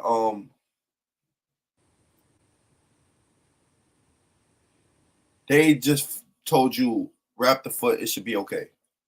At this point, this is when I was getting it. It had to be amputated because it went to the bone. The infection went to the bone. And it was nothing they could do to try to save it. At this point. So my question is, what are proper necessary steps that they're taking right now in order for no more surgeries to be happening towards the foot? But see, the thing is, what I'm saying, what I'm thinking is that the hospital that maybe not Palomar, let's say not Palomar, but the other hospital you went to. When I went to UCSD, yeah, because it was between when I was supposed to go, because she said your toe is not looking right. Right. So you need to go down there and handle that. So after I handled my business, I went straight there. She looked at it. I said, "This is what the podiatrist did. Whatever. Is it right?" She kind of didn't want to answer the question. It was kind of trying to, I'm gonna slide away, and real quick, because now you're involved. Yeah. Right. She cleaned it how she cleaned it, wrapped it up, and said, "Wait for wound care to call." But mind you, I'm in the emergency room. There was no way I should have been able to leave. But why did you go back there? Ain't that the same place that when you had your daughter? Yes, years ago. But that's the only hospitals that I can go to with my insurance. Is either going to be UC San Diego, or if it's going to be that and Family Health Centers. That's where they've always made me go for my diabetes. You being inside those hospitals, how can they clean up their act for this still to transpire no more? For it to not transpire no more, it's still transpiring. Because now with this infection that I got in my wound, I gotta get that clear with all the antibiotics they're sending me home with before I go see vascular, because if they're telling me they want to cut off some more off the top and try to redo the process, but they can't do anything as long as my kidneys and my diabetes ain't under control, that they want to cut more. Really, you spiking up and coming up and down. So they want to cut off more off my toe. They're trying to see what the antibiotics is going to do before I have to go see the vascular surgeon back at the hospital. Yeah. So if it's right and it healed right, nothing went to the bone, then I'm good. If not, it's a possibility they're gonna take another piece off of there. Damn. And they're gonna see whether or not it's necessary for them to go in my leg, but they're saying they can't because they can't do the contour because of my kidneys is high. Isn't so it just gotta push these antibiotics and try to stay off of it as much as possible before I have to see the vascular team. And then we just have to go from there. But why would you want to go back to that hospital that you had your daughter at? They didn't want to go back there, to be honest with you, because I was pissed off for a long time behind the negligence with that. Like what was that? With that was I got pregnant and I was going to UCSD, but see what killed they told me in the emergency room, they was like, your baby don't got no brain. Well, first you was pregnant. Yeah, I had got pregnant, thinking everything is fine. The baby was moving at the time and everything. You never felt the baby moving? What I thought was the baby moving, but they saying that you feel that because it's still, the umbilical is still hooked. Right, so right. whatever you do, the baby gonna do it. How many months was you? When I had to go in, I was 5.5 months. And you ain't felt the baby then? I felt what I thought it was this palpitations. It was because I was breathing. So the umbilical cord is still hooked onto the baby. So whatever you do, the baby is supposedly what they said. Mm-hmm. I didn't know anything. I knew my baby didn't have a brain when they called themselves telling me on an ultrasound. They did a 3D ultrasound and they said, your baby doesn't have a brain. So basically at that moment, the baby's dead, but yet it's sending me home with that issue, right? So in my head, I'm already tore up from what I have to hear, but then for them to send me home as if there is a live baby in my stomach messed my head up because I was in denial about the baby not even moving. I'm like, the baby moving. Like, they taking heart monitors and making me feel like, I got a live baby in there. For Paradise Valley Hospital, that's the worst hospital to go to. You will die there, everyone. Don't go there. They sat there and played me and said, oh, we got a baby heartbeat. So now I'm thinking my baby alive at this point. So it's like, I'm not understanding what's going on. Right. You know what I'm saying? So it took me to go to this program called the Black Infant Program. They help you with everything. If you are a pregnant woman, they help you with everything.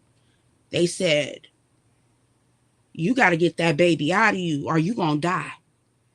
Because all the baby's dead. So everything, all the poison that the baby leaking is leaking into my body. So I had that procedure June 5th. And what hospital was these again? Paradise Valley Hospital and UCSD Hillcrest. Y'all got to get y'all ish together. So go ahead. So at that point, they went with me down here. The doctors explained it again. They looked me dead in my face. They said, you got to get this baby out, Ophelia. And I'm just, no. Like, like my baby's okay. At this point, my head is gone. Right. There's nothing you can do at this point because my first child got to get taken out of my body because she dead. So I wound up having to get emergency procedure done where they stick the pill up you to get you to have contractions. And then from that point, they hospitalized me and I pushed out a stillborn baby, 5.5 month fetus. So after that, they showed you the baby and what they did? They covered the baby head. It was all fucked up how they did my daughter. Okay, I'm gonna just keep it a buck. These motherfuckers back there poking on my baby. My baby got holes in her. They done fucking poking on a damn baby like that's my baby. And then y'all sit here and take bloody pictures of my daughter. Like, oh, like the shit that I had to go through with these same hospitals is ridiculous. If the baby dead, say that. The baby dead. You're drawing pictures of the baby brain and telling me, why would you want to bring a baby in this world to suffer? It's not bringing a baby in this world to suffer. If you can help save my child, do Correct. all you can do. And Correct. then you can talk that shit to me. The motherfuckers are disrespectful. I'm already going through enough. Y'all trying to convince me to have a baby here, and I'm hearing this shit, and that shit. What do you want me to do? At this point, my mind is totally gone. I popped out a stillborn baby. Her eyes were open. Wow. So what that mean to me? I'm very into all of that. My baby wants to see who her mama was. Yeah. You understand me? Correct. It's the same feeling as if you got a child locked up and you can't physically hold your baby that you gave birth to. That shit is heartbreaking for me. It's not a game to have to leave your baby in the morgue. Like, I thought all that, like, my baby's cold right now. What they doing to my child? Correct. Right. And I go to the burial site. What I can afford is a little white box like that say Ivy on it. Put my baby in it. That's cold-blooded. Why you see special appearance from Ophelia Ivy, because Ivy is here with us right now on the rollout of Sayless podcast. So let's clap it up for Ivy. Let's clap it up for Ophelia and Ivy. Hey, I'm trying to do this thing. This thing pissing me off. Like, sorry, late with it, guys. This is very emotional. This is very heartbreaking and everything, and I'm just trying to get her to understand, like, them hospitals, you know, if you don't have somebody with you and they, you know, to advocate for you, they will just do anything. It's on you, yeah. Will do anything to you. You know what I'm saying? So if you got somebody on their ass, excuse my French, and you have to be nice to them, or they're not gonna. You have to do that. Put your paperwork in the bag. But you can be nice. They won't. They'll wait a whole nother hour before they give you the treatment. Like, it's just like, it's sad. You can be nice as you want, but the whole thing is the negligence was with the baby and with the toe, and it's the same hospital, you know. So that's the reason why I was asking her, like, why would you go back there and everything, knowing that happened to your baby, you know? But that's, like you said, with your insurance, you know, you have to go where your insurance take you, right? You know, and that's messed up. It's really messed up because so you can switch. You can switch. I mean, could you switch your insurance? You can, but you know, with that, it's gonna take time to do. You know, but once it's done, it's done. But I can't do anything because I have my Medi-Cal, and Medi-Cal only puts you in those places. See, I will have to wait for other things to come into place to be able to switch my insurance over, because then I will get the proper care that I'm supposed to get out of a hospital, not no clinic. So until all that stuff is situated and I know something, then I can switch my insurance. But for right now, I'm stuck with what I'm with. So right now, your appetite toe is what? It's still not healed. I sent the picture of it. So we have the toe. I sent you the toe when the toe was there, and I sent you another one where you just showed it earlier of the nub being open. Okay, so that's the heel. That's the heel toe. That's what we're dealing with right now with the infection running through it. Okay, so let me put that up on screen. This is what she's battling with right now. Battling with at this present moment.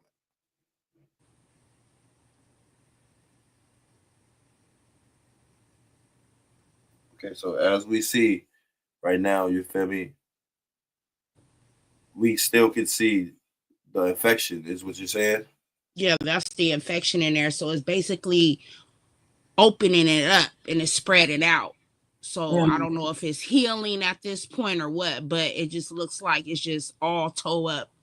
It don't look like it's healing the right way compared to when I went in there. It just looked like a whole bunch of just everything is happening with all this going on, your toe and everything. Like, how's your mind frame going? Like, honestly, I'm thinking like right now, like seeing that right now is like, damn, to me, like hearing about your daughter is like they gotta get together, man. This insurance, y'all gotta get together because y'all could have saved that baby, y'all could have saved that toe, like because she had lack of insurance. So it's about the money. yeah. So she had coming there with $1 million. Your toe, you still have your toe, and you still have your daughter. My mental. Well, LeVar Ball said he was joking, but he said he grew his, who you know could get their foot amputated and grow it back. That part. So you gotta have immaculate money, in order for you to be able to keep yourself alive. Yeah. And like so right now you right now you have a you have to have a scooter. Yes. Like, how do you get around? You have to with like how do you what is life with your toe amputated? What it's like,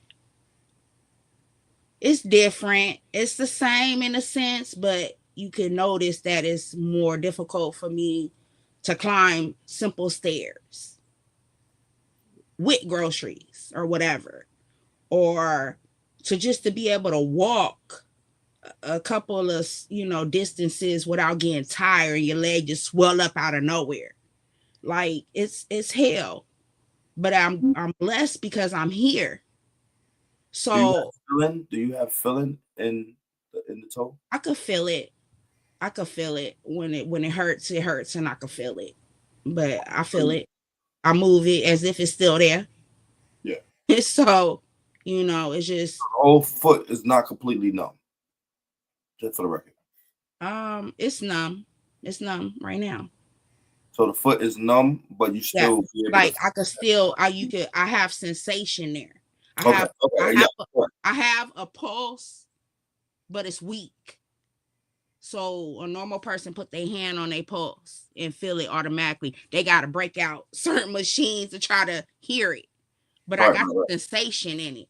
So that's what's keeping me going, because once I lose that sensation, it's a wrap. Everything got to go.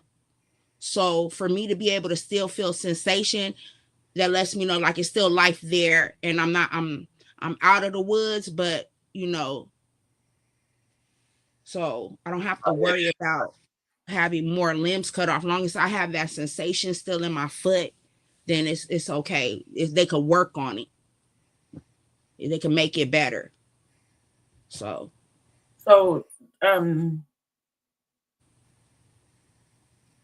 right now you can't run. Can't run. I can't go in the pool. Can't go in the pool. I can go out, but it's like it's difficult to, let's just say, to be out with family and we going to SeaWorld or something like that. You got a place where you got to move super fast. So me trying to catch up and catch my breath, and then I'm starting to feel pain. It's annoying because you got to miss out on stuff, because everybody moving and you like, so I do it though. I did it. So, I mean, right. It has its challenges to it, but like, you got to think positive of it, because at the end of the day, I'm here. I'm here to tell it. And now all I have to do is take care of myself, because now it's on me to take care of myself in order for my foot to heal and everything to go back to normal. I got to do my part with it now. So that's what I was going to ask. So you're taking all your medication? I'm taking all my medication. I go to all my appointments when I'm supposed to go. You know, how they tell me to dress my foot up, I do just that. I follow the instructions that they give me. And if something come out of place, you know, I'm going right back to let them know, hey, what you told me to do ain't working. What rehab mechanisms have you been using? Rehab mechanisms, basically just trying to keep my foot levitated, you know, to stay off of it. Because it's not really too much that you can do when you wanna go and you got stuff to do. You know what I mean? Like, I can't just sit here with my foot up every day. I would love to do that, but I know that I can't do that. And I don't, and as far as the rehab, I got good people around me.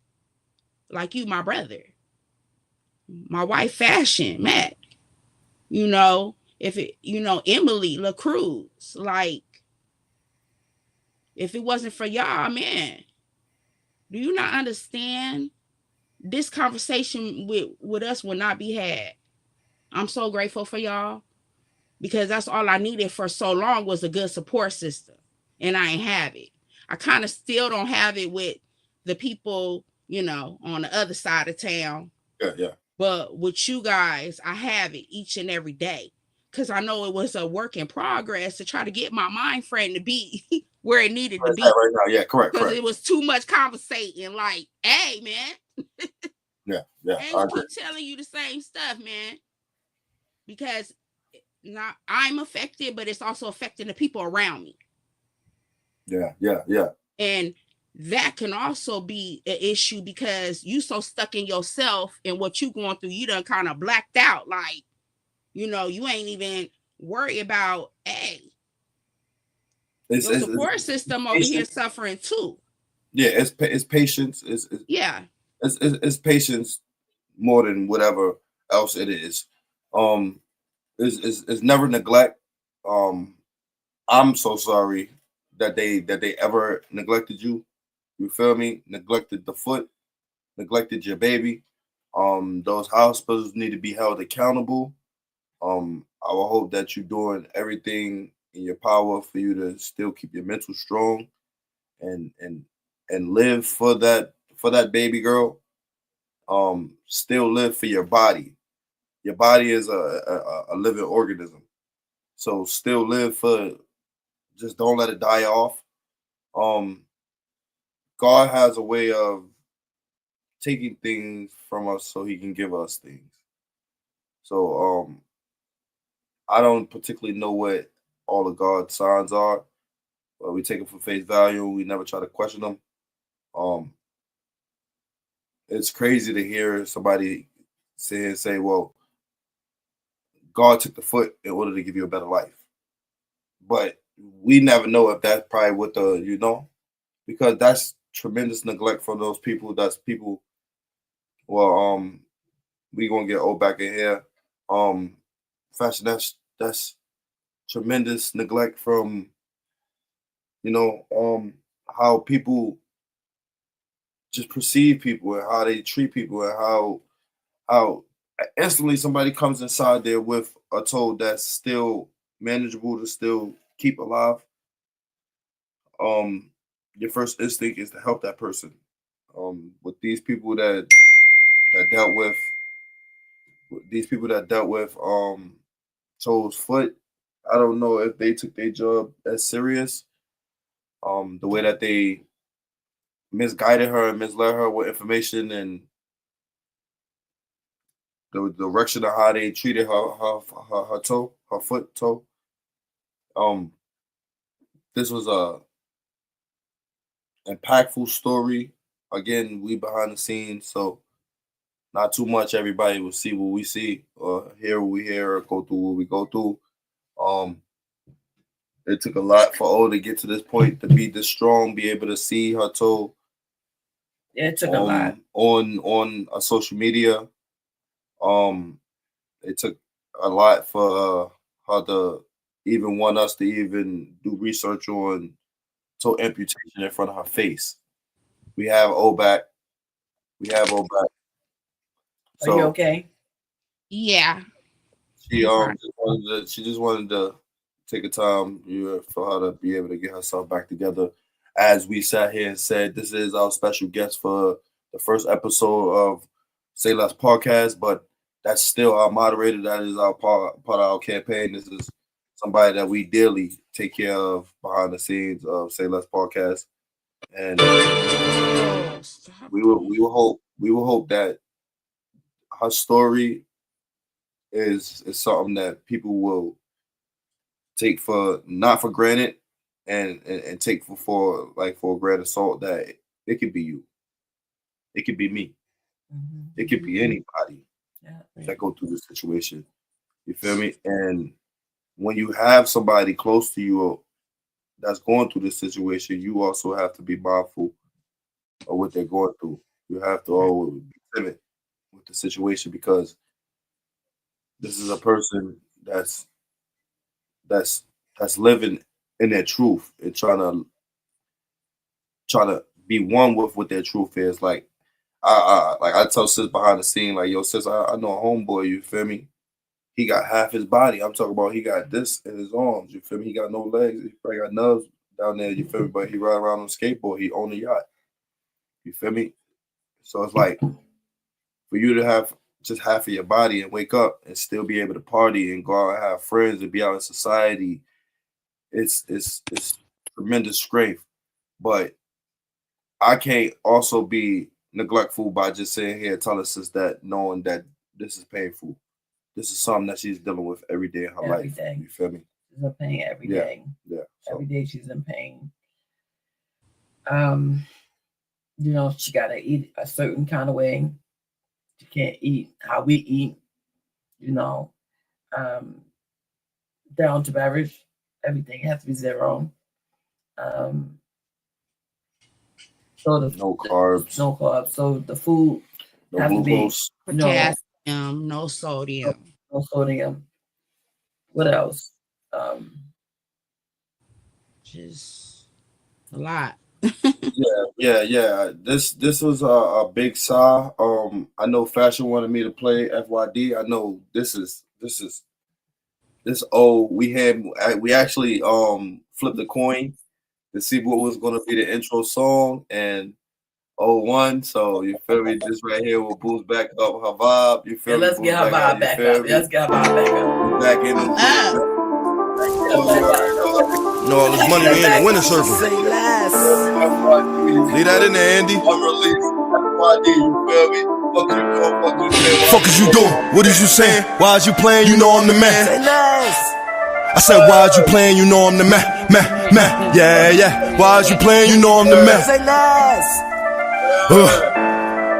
Fuck is you doing? What is you saying? Why is you playing? You know I'm the man. Why is you pocket watching niggas bands? I keep me a belt when I'm pushing the lamp. Bitch, I'm in Cali, they call it the land. I be enjoying all of my co-friends.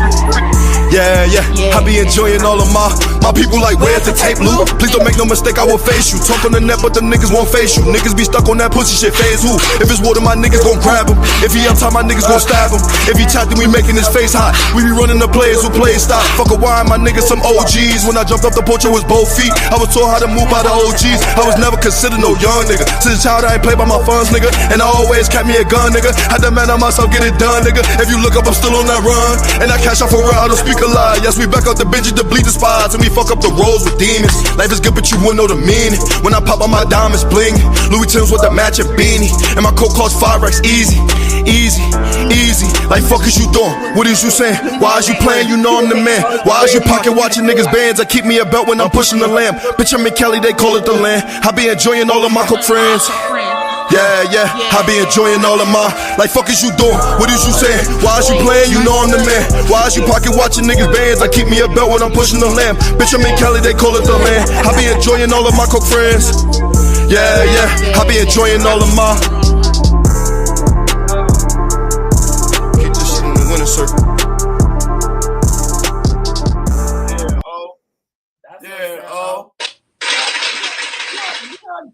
Give her another song, man. Give her another song. She deserves another song. Give her another song. You want another song? Yeah. All right. Mommy, I bet you don't got that song where she had her truck in it the first time. I seen your video for the very first time I got with your mom. She said it had that big old truck in it. No, with mommy. She talking about John Wick. No, John Wick. You ain't got that one? No, that's my favorite one. I ain't gonna lie to you. That's the very first track I heard. Still. We gotta throw low. We grind hard till we make it, gain a lot of it. First you get the money, that money bring all that power shit. And respectfully, we about Benjis, get a lot of them. That money, power, respect is what we modeling. And they analyzing our game but don't acknowledge them. Yet they study in different ways so we can body them. They perpetrating the game, trying to mold rats. We gotta remain the truth, can't never change that. Cause them conversations will look how we change rap. My brothers focus on money and a lot of jewels. Smashing off in the demons, smoking hella fumes. Might catch me shopping at Neiman's with a lot of tools. Yo, this hammer can bang the head and a lot of screws. It's only about the Benjamins, we can't lose. My OG want her, it's time to break rules. Cause my OG want her mentioned by the lake too. It's time to make moves, make moves, make moves, make moves, make moves, make moves, make moves. We grind hard till we make it, gain a lot of shit. First you get the money, that money bring all that power shit. And respectfully, we about Benjis, get a lot of them. That money, power, respect is what we modeling. And they analyzing our game but don't acknowledge them. Yet they study in different ways so we can body them.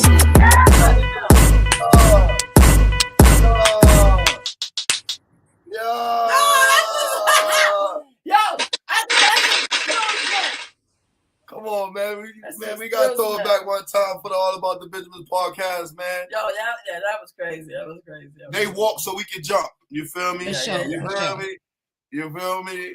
Hey, All About the Benjamins podcast, walk so Sayless podcast can jump to the rafters. Okay? So, yeah, now we got the vibe back. We got the energy back. You feel me? What's going on in the media, y'all? Yo. Oh my God. Oh my God. No, Can we get to it? Now? All right, listen. What about? Did you get the one about the guy choked his baby on FaceTime? Oh my God. I seen the story. You got it? I seen the story. We can look it up. All right. You wanna go in? Yo, shout out to the viewer that just came in, popped in. Hey, Say less. What are you doing? What is you saying? Yeah. I was at fashion. Say less. Say less. You know, fashion is definitely in the motherfucking building. Okay, so right now, just run down to the viewers right now about the sicko. Well, I get it typed up. What's sicko? The one that you were speaking about just now. Like, so the guy, the one that strangled the 2-year-old. Like a mess. I'm trying to. Homie's a mess. I'm trying to give him a boo, thumbs down for him. What is his name? Let's get what's together. All right, so her face was just covered in blood. He hit her with something really hard. Okay, so wait a minute. So her name. Give me the video so I can pull it up on screen so the viewers will be able to see exactly what we're saying as well too. It's in your let me see. Let me just see the name of it real quick. Yeah. So like I was saying.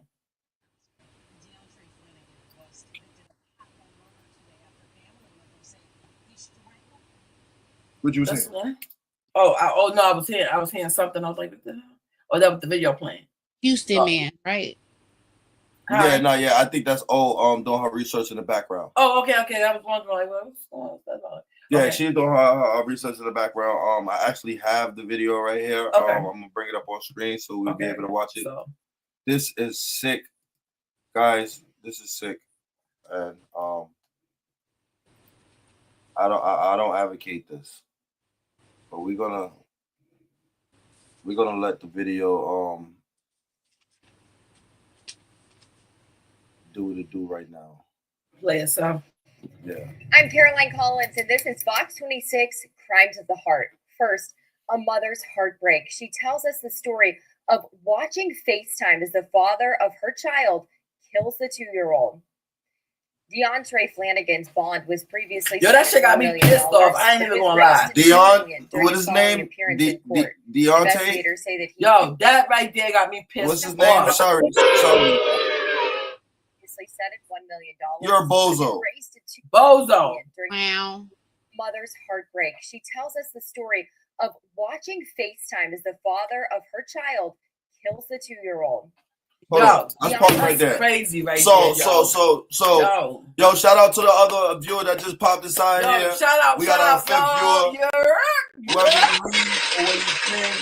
We had 1 and it jumped to 5, so I know 5 gonna jump to 10. 10 gonna jump to 100. Come on. Shout out to Sayless podcast. So this clown ball. You know, because that's my new little thing for little clowns. Yeah, clowns. You know, cornball, clown ball. Use a clown ball. Use a clown ball. I gotta say it like 3-4 times for you because you choke a 2-year-old baby on live. Yo, like you're a clown serious? ball. Okay, all right. That serious? So because like ain't never that serious. Yo, niggas is sick in the fucking head. I ain't gonna lie, excuse me. Niggas is sick. Can we boo this nigga like 5 times? Yo, boo that nigga like 5 times, my nigga. Boo him. Like, you got to boo? That nigga got the boing boing. Like, cause he cuckoo. Yeah, he like you know that when you got that feeling right there, bro. That's what he is. Mental illness is serious. It's very way. I ain't even finished the video, but there's no way you have to be sick in the head. Like you I can't even get off that part right there. You gone. You kill a baby on FaceTime, a 2-year-old. That nigga, he locked up. That's it. Let's dive deeper. All right. Flanagan's bond was previously set at $1 million, but it was raised to $2 million during his following appearance in court. Investigators say that he picked up his daughter from daycare and led police on a chase. First, Fox 26's Gabby Hart talked to that distraught mother. Then Quanell X and Charles Adams talk about the punishment Flanagan should face. Her face was just covered in blood. He hit her with something really hard.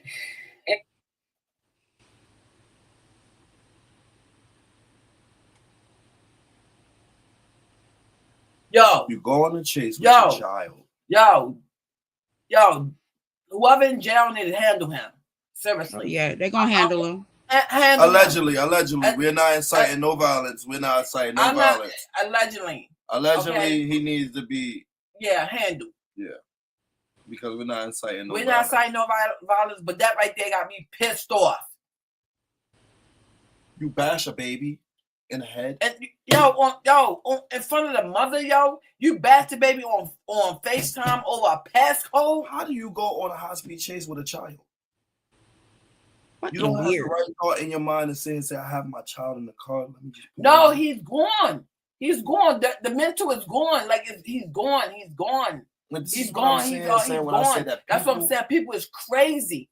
You don't know who you dealing with. You gotta be careful when you bring around your kids. You gotta be careful when you have a baby with. You gotta do your research. You gotta research these niggas. Is the mother history, the father history, the grandmother history? It was the mental illness in the family. Yo, there's no way that shit had happened. It shouldn't have happened. It shouldn't have happened. Go ahead, play it. Then he called me on FaceTime, and he showed me that he choked her on FaceTime as I was on there. Sick. And I said, Trey, that is your daughter. That is your daughter. Stop. That is your daughter. She loves you. I care about her. You care about her life. That is your daughter. And he told me his exact words was, you only love that man, so you did this to her. Oh, my Jesus. Yo, no, he did not say that. Yo. That's what he said. Yo, it's no way that he gave him right in the mind. And they gave him a bond for $1 million and they raised it to $2 million. Yo, you're not going nowhere, sir. You're not going nowhere. Before we put this video back up on screen so we can finish this video, Because it just has my whole body is like shaking right now. Yo, I have a 2-year-old son. I had 2 daughters that was 2-year-olds that was in my home. One is 4 years old in 5 days, and the other one is 5 years old right now. Will be 6 in July. That old got a 9-year-old. Like these are precious children. You go on a high-speed chase after picking that little girl up from daycare. Just so you can FaceTime the mom. Bash the baby in her head. Bash the baby in the head. Choke her out. And then choke her out. And tell her it's because of us. That nigga you with? Oh, man. Yo, see, this is what I'm talking about. This is what I'm talking about when I say you gotta be careful, yo. You gotta be careful. You gotta be careful. You don't know, yo. This can be the first time he act out. This can be. How long they knew? Well, that's my question.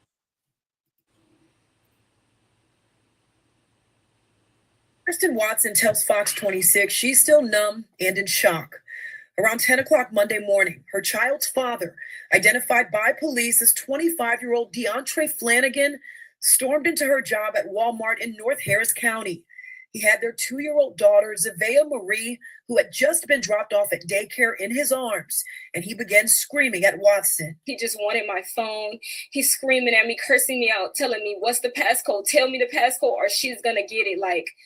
And I'm telling him the passcode, and I'm telling him it over and over and over. But at the end of the day, I guess it wasn't enough. After he took off with Zavea in hand, police say Flanagan took deputies on a 30-mile chase. The car eventually came to a stop on Stubner Airline Drive near Veterans Memorial, where officers took Flanagan into custody uninjured. But little Zavea required CPR until life flight arrived. She died at the hospital. She was just such a happy baby, and I just know she's at peace. Watson says in the week leading up to this incident, she had to contact police on 3 different.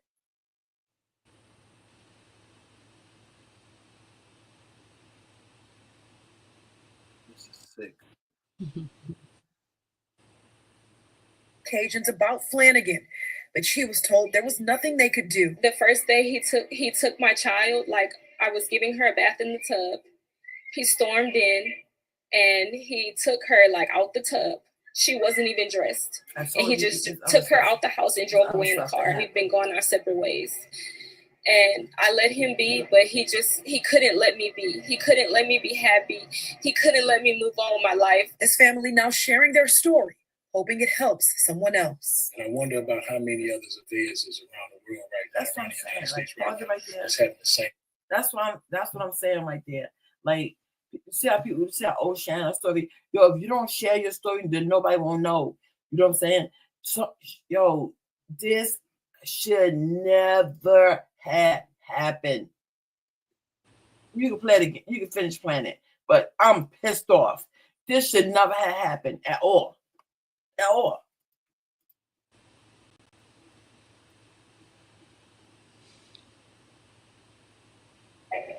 That's in the city, that's in the state. We got to help one another. You and I were both lied to since childhood. We were told since we were her age that we had to save up cash to get started into real estate. In fact, I was told that.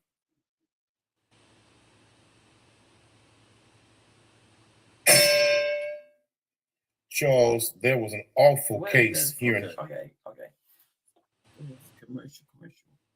I gotta saying that. Oh, big. My. Yo.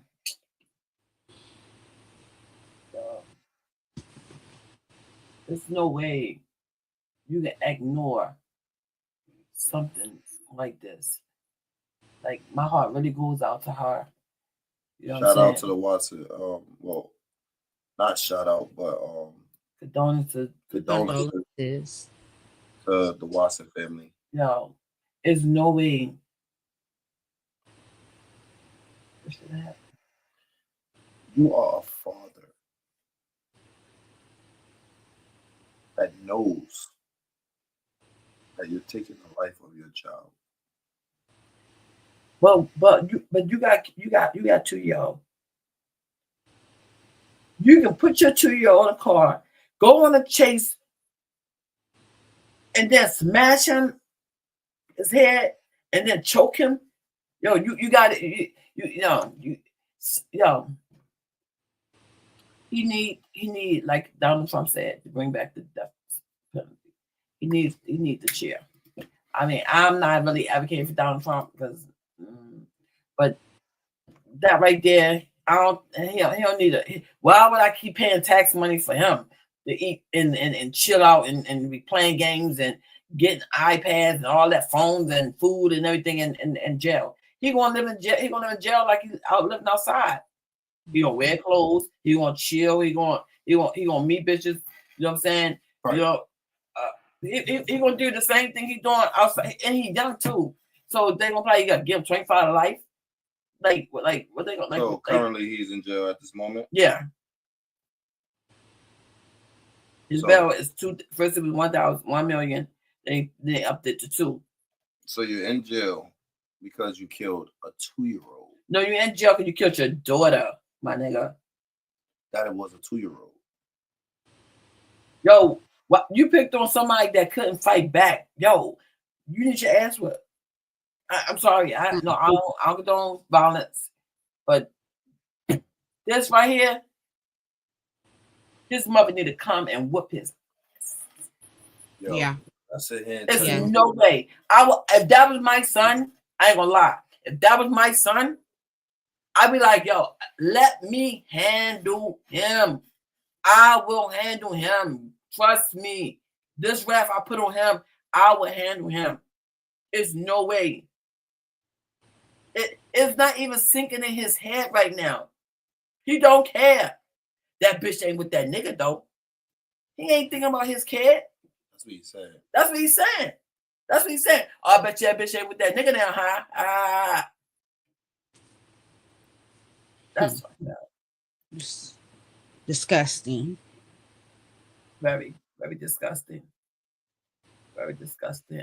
I'm really pissed off that my daughters go out to them. I'm irritated by that because I have 3 babies. You can't be around me. I don't want to know your existence. You can do that. But that's what I'm saying. You gotta be careful who you bring around. People is not right in the mind. Yeah. People is not right in their mind.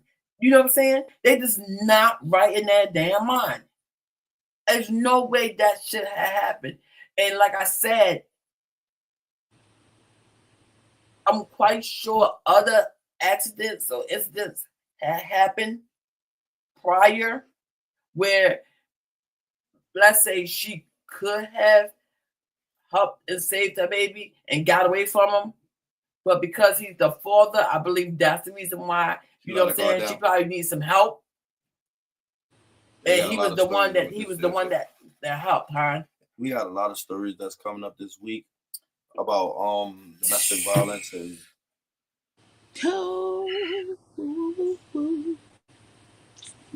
this that just got me pissed off. I don't like the fact that you're a father. Mm-hmm.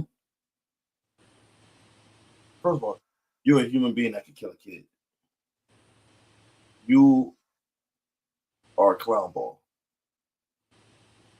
We're gonna use that. I'm gonna create an effect for clown balls for our podcast because it's necessary that we have it because that is a clown ball. That's clown ball behavior. And I'm just gonna leave that right there. Your mother's a clown ball for having you. Mm. She should have read that you was gonna be that clown ball and swallowed you. Because y'all don't need a lifeline. I mean, the thing is, the father. I'm thinking the mother.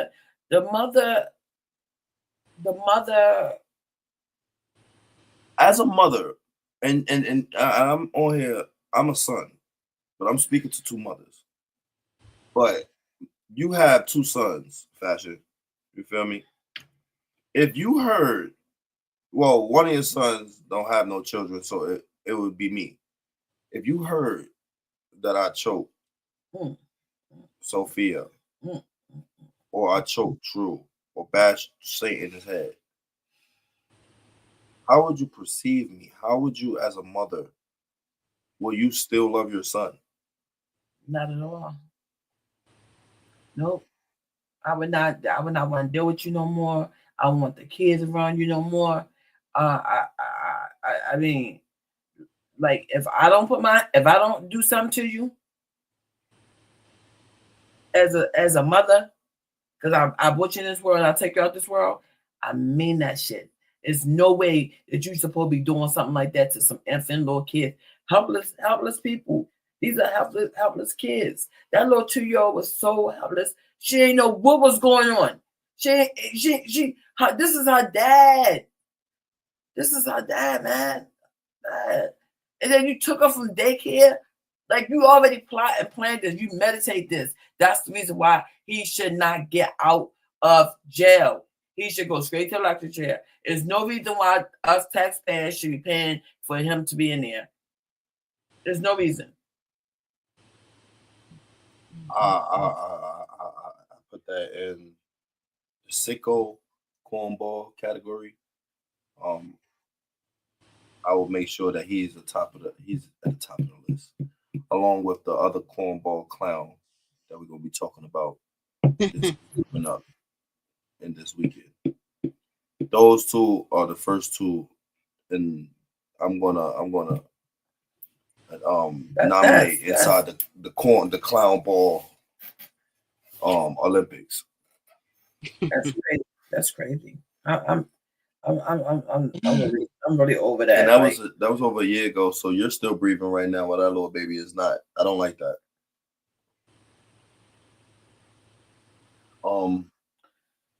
Maybe we got to do some behind the scenes research, maybe to try to get in contact with the baby mother, see how she's coping. Maybe want to send out some warm words from Sayless podcast. You know, everybody need that. I just don't want to be disrespectful by speaking on her child, speaking on her situation, and not attempting to try to show my condolences to her physically. So what we're gonna do in the back scene is try to get in contact with the mom, just to try to see her story is viral. Where's her mental? How's her mental leading up to this tragic story right here?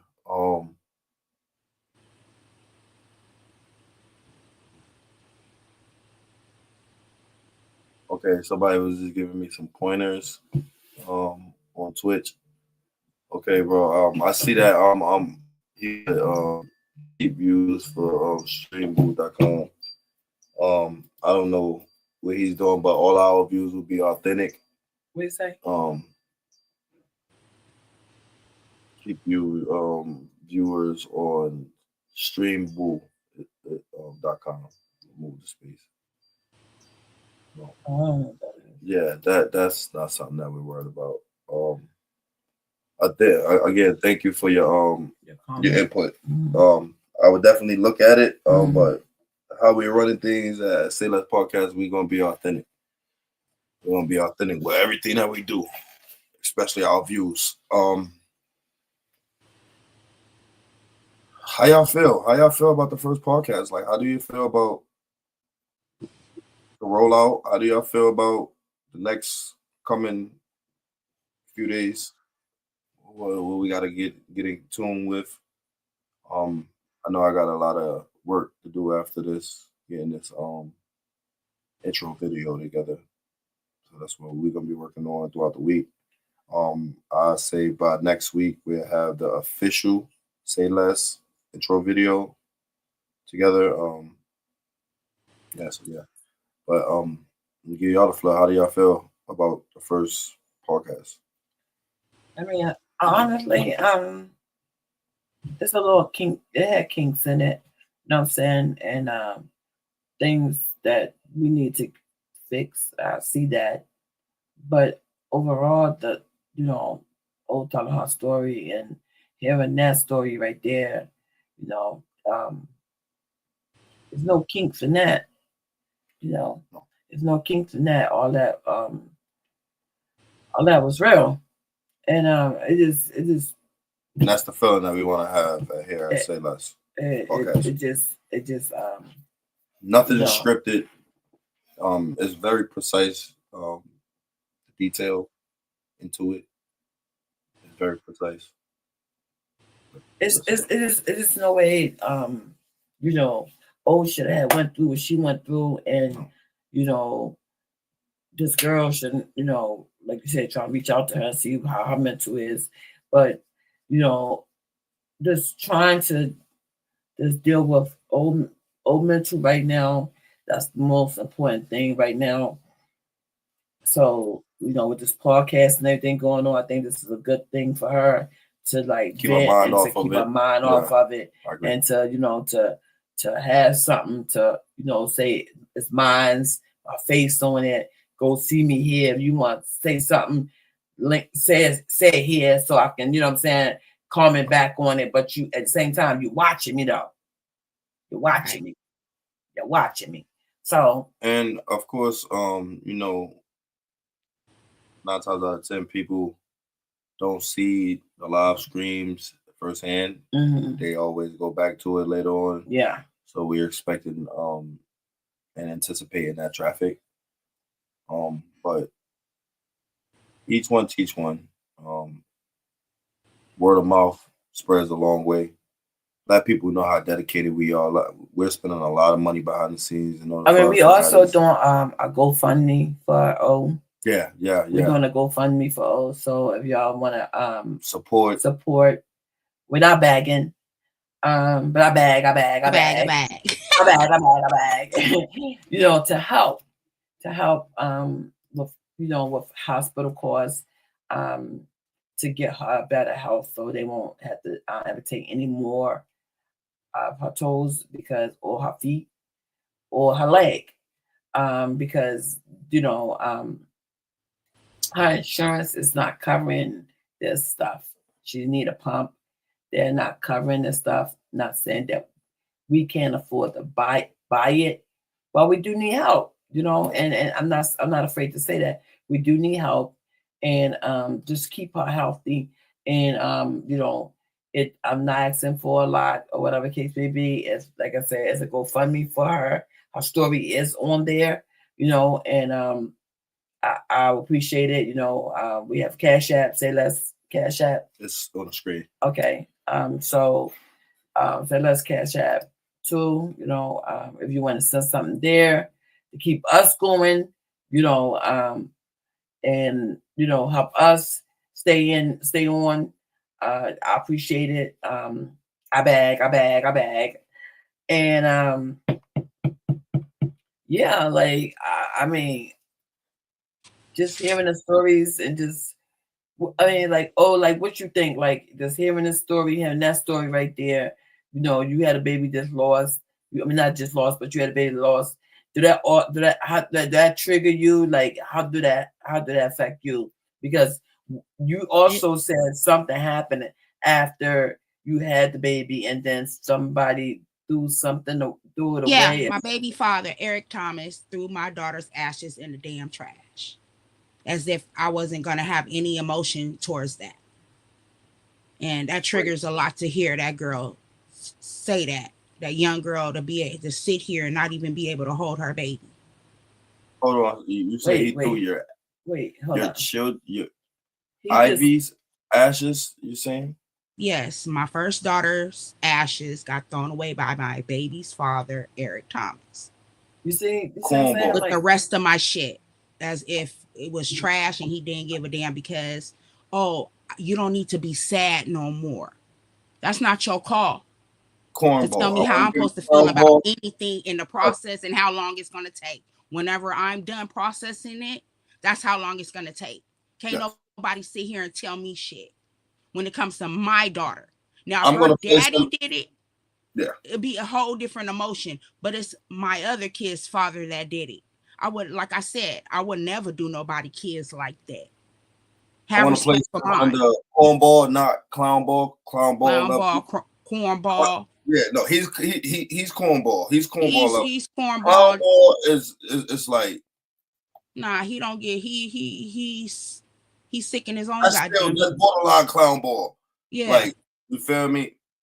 But that's below. That hit me. That also got to be something going on in his mind too. Like he also have to be mentally, unstable, because ain't no way that you do something like that.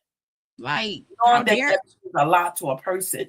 You just don't do something like that. I mean, where's your morals? Where's your principles at?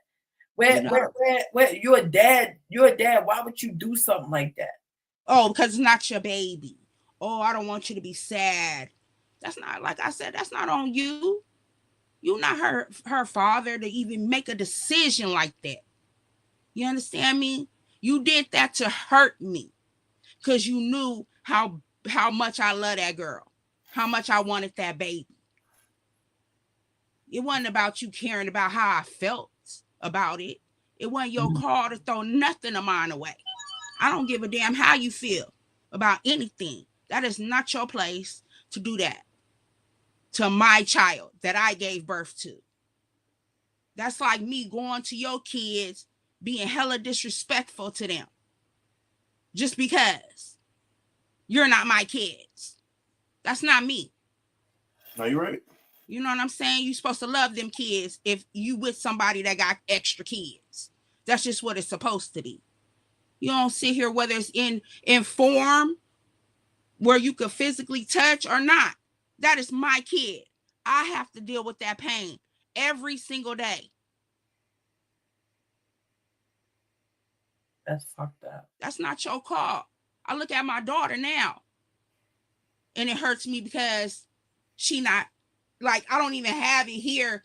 That, you know how that's like kept me safe this whole time during my journey. Yeah. Having her with me, saved me. You hear me? I've been through a lot. Yeah. Me carrying that baby and having her wherever I'm at, sitting on a shelf somewhere, was for my safety, for my comfort. And you took it away from me because you don't want nobody to get involved with nothing, because you know that they're going to put in my head that you're a negative ass individual. You need to leave them. That's what the worry is when you're in an abusive situation. Yeah. So I get where that little girl coming from. Because so nobody should. Huh? So he abused you? That's for another episode. Yeah. I was gonna say because I went through a lot. I went through a lot. There's a lot we're gonna uncover. I just don't want. You feel me? We just got your energy back up. My energy up. I'm good. I'm living. I feel good. Yeah, you feel me? I don't want. You feel me? No, because it need to be told. Yeah. Told whether it's going to affect me. I don't give a damn. You absolutely have the platform in order for you to be able to say and speak your piece. You know what I mean? Yeah, he abused me back in the day when I first hooked up with him, and a little bit when I had Safari. So me and him was toxic from the jump. But see, me in my head, you so in love and not thinking, being naive to the shit. That was his way in, because he knew that. But like I said, that's another. How can you teach young ladies how to prevent things of this nature? Like, what will be your how would you say it? We've been the whole speech. What would be your motivational speech in order for this not to happen to the next young lady that's growing up? You can't be naive going into no relationship with somebody. You gotta listen to the people around you that see little stuff like that. You gotta listen. Everything is about listening and paying attention to the red flags. Cause we all be in that state. We cupcaking. It's all this and all that. No, he can't do that. He would never do that to me. Mm-hmm. Everybody got a dark side to them. Right. Unfortunately, me, I ain't gonna lie, I ain't gonna cap. I should have known when he got loud with me the first time. Mm-hmm. And swung me across that green box because he was drunk. You know what I'm saying? He get a Hennessy bottle, he a whole different creature. So at that moment, that's where my red flag was. I should have just left. But me being in a situation that I was downtown, you know what I mean? I didn't listen. So I've been going through this for years, on and off. And it's just like there. You can't escape them because once you say you done, they can't handle that. No. They can't handle none of that shit. You want to start taking my phone, throwing my phone, smashing my phone, and running. And that's what the girl said he was doing with her. Yeah. And then you run because you know if the police catch you going to jail. Like I had to deal with all that. I'm pregnant and, you know, we arguing and I'm walking behind him and he gets to a point where I'm tired of hearing your mouth. He grabbed me by my neck and threw me down like that. Like, get the fuck away from me before I fucking kill you. Like, I dealt with all of that. Like, my daughter's seen more stuff than she should have seen. So, yeah, I dealt with all that.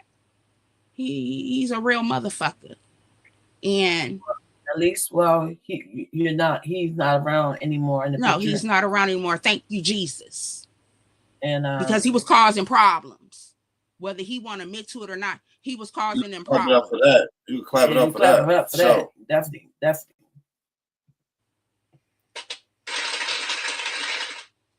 I'm just glad to be away from that filth and that dirt.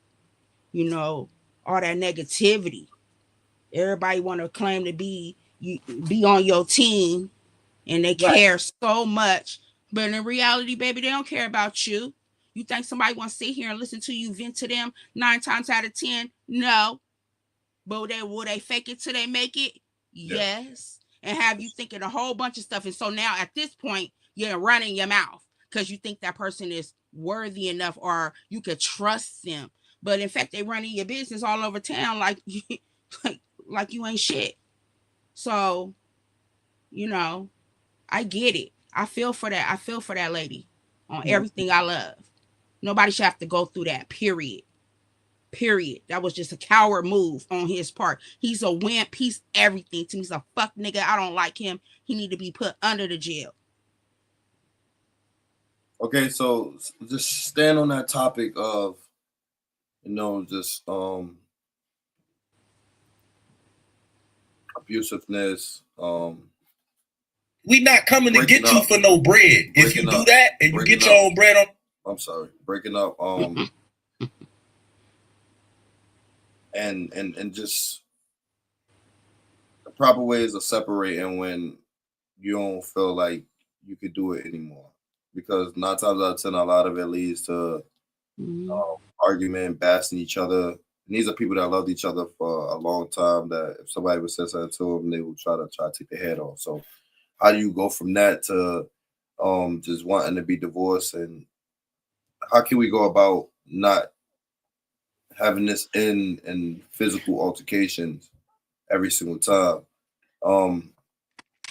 You had mentioned about you seeing Tiana Taylor and Iman Shumpert divorce. Yes. Let's tell the viewers about a little bit of that. Break that down for me. What's going on with that? Basically, is simple. Iman didn't like the fact that she had moved on and she hit a better dude. I'm sorry. He don't like that. So now he want to go around here spreading rumors about the relationship and that everything that he basically has ever given her or bought her, he wanted back on top of her royalties. So a music that she's done, he wants that too. And he's threatening to take the kids from her. So he doing a whole lot of little boy stuff, you know what I mean, over a relationship. But he out here cheating on her, serial cheating on her. You know what I mean? So that whole relationship I've seen play out on TV, it was like you can see it. It's visible that this woman is really not feeling this dude like it's something like he's doing stuff to her, and you can see it all through the show. Like, you know, it's there. The red flags are there because I peeped it. So he's just going on a rant and rave because he can't have his way and she not fooling with him no more. No, you're not gonna get no money off of something that she worked hard to do. Here's a video right here that I'm about to put up on he don't even got no receipts. Up on the screen. This is him speaking his behalf. Let's see what he has to say. We're gonna clap our hands for it, we're gonna smile about it, we're gonna be proud of it. We don't need you to do it. That's the advantage of picking us. A few moments later.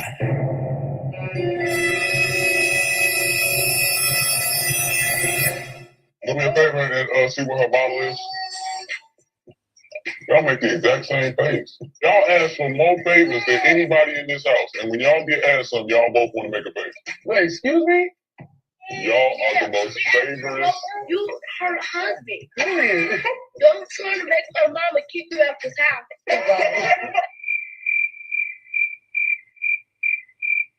Sugar Shane Mosley and the brother who was married to Tiana Taylor. Mm-hmm. Shout out to the viewer that just joined Sayless podcast. Yeah. Are they divorced? Yeah. They really took it up the ass in court. Man, I heard you just closed on 3 multi-million-dollar contracts. Yes. That was yeah. Then your wife left you. 13 days prior to signing those contracts. Life, bro.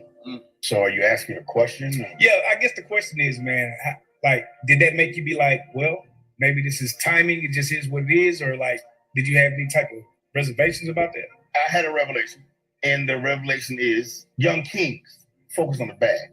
After you get the bag, choose what's best for you. Not what you want, choose what's best for you. Before you get to the bag, do your due diligence to pray to whoever it is you pray to and meditate that your blessings actually be on hold until you are aligned with your destiny so that you don't lose your blessing. Tell us the truth. I didn't get nothing out of that. Yeah, I kind of thought that he was gonna I don't know if speak his side. It's cold. He don't got a side to speak. It's all rubbish. Shameless man. He's a shameless man. All this is because she dating that fine dude, Aaron Pierre. We gotta learn how to oh, here we go. Let's bring this up real quick. This is more applicable to what our content is right now. That was just about something else. I don't know. Mm-hmm. Stay with us. Stay with us. Stay with us. We figuring this out. We working this out, and it's all good. They tiptoe around with this social media. I really don't care what happens to them at all. Wow. Like everybody they tiptoe around with this social media. But what y'all don't get is that it be real consequence for y'all little flexes, y'all quick flexes for $300 that you need. It be consequences for that. Y'all, Iman Shumpert got the audacity, like the straight up, unfiltered, fresh out the package audacity to be out here predicting the downfall of Tiana Taylor's new relationship when he the main reason she left in the first place. So let's get this straight. You cheated, embarrassed her, got caught up in multiple scandals, was allegedly out here playing stepdaddy to your side chick's kids, and now that Tiana done moved on, you the one with relationship advice? Boy, if you don't shut all the way up. Let's go ahead and break this all the way down, because the levels of delusion are through the roof. Now, let's not act like Iman was some devoted husband who woke up one day and got blindsided by Tiana leaving. Nah, he earned that divorce. This man had the streets talking about his infidelity for years. Every time folks tried to give him the benefit of the doubt, another scandal dropped. Rumors about him creeping? Check. TikTok tea about him having a whole side baby? Check. Allegedly sending pics of himself with their baby to his little sneaky link? A big old check. Like, make it make sense. And the wildest part, through all of this, Tiana was still trying to defend him. still holding it down, still protecting his image, still trying to make it work. But for what? Because while she was out here making sure he didn't look like a trash husband, he was out here acting like one. And when she finally said enough is enough, now he want to act like she's the problem. Baby, we not doing that today. Because you got to understand that when Tiana finally pulled the plug, she didn't just leave any old way. Sis left with class. She didn't run a social media dragging him. She didn't put out all his business in the street. And she sure as heck didn't play that bitter ex-wife role. Tiana Taylor just did. And that's what really got him impressed. See, he thought she was going to beg, cry, and do the whole love and hip-hop dramatic breakup thing. No, baby. Tiana just got her papers, grabbed her piece, and kept it moving. And then she found a man who actually values her. Because that's exactly how we got Aaron Pierre, the real-life Mufasa, stepping into the frame. Now, I know they ain't confirmed nothing yet, but we don't need to be wearing contacts to see the truth. These two popped out at the 15% pledge program. A few days later, they hit up the American Black Film Festival Gala together, and baby, they were serving power couple energy effortlessly. Did you see that hug? When Aaron won the Rising Star Award and Tiana pulled him in, child, that was not no regular congrats friend hug. Aaron Pierre is the complete opposite of Iman. For one, he ain't messy. He ain't got 50 side chicks waiting in the DMs, and I know it's too early, but it kind of looks like he actually respects Tiana. Iman saw all of that and immediately started hating, allegedly. And just when you thought Iman couldn't be more ridiculous, he done took his broke boy bitterness to a whole new level. Now they saying he out here trying to snatch the kids just to spite Tiana. Make it make sense. This the same man who tried to lower child support after already paying the bare minimum. The same man who allegedly neglected his own kids when they were in his care and was caught putting his personal luxury over their well-being. I ain't pulling this out of my butt, but this the same time that allegedly had his two kids under 8 years old riding in a rideshare in Chicago while he sat in a private car. And he got the nerve to talk about who deserves to be a parent. Boy, get out. Like, it's given bitter. It's given salty. It's given I need attention, so let me create drama. And all this just because Tiana finally got a man who ain't making her look stupid every 5 business days. I don't know who's actually worse, these ballers or the rappers. I guess they all the same. See, one thing about bitter, insecure exes, they can't stand to see you doing better without them. And Iman, he used to be that dude. He was out here winning championships, had a beautiful, talented, supportive black queen. He had a family that the internet actually respected, and this boy was booked and busy. But then the NBA money slowed down. His acting career flopped before it even started. Y'all remember his podcast? Me too, I don't. Now, he just another washed up ex talking crazy online. And what's his latest angle? Trying to say that Aaron Pierre going to do Tiana the same way he did. Sir, projection is a disease. This whole Aaron Pierre going to leave her theory is straight up nonsense. Because let's be honest, Aaron Pierre ain't moving like no dusty NBA player. He got a career on the rise. He got no baby mama drama, no cheating scandals. He ain't out here moving reckless in these streets. And most importantly, he actually seems to like Tiana. Like, really, really like her. You ever peep how certain men... So, this man... I still don't see where he put his hands on her, though. He put his hands on it. She had to say it. He did it.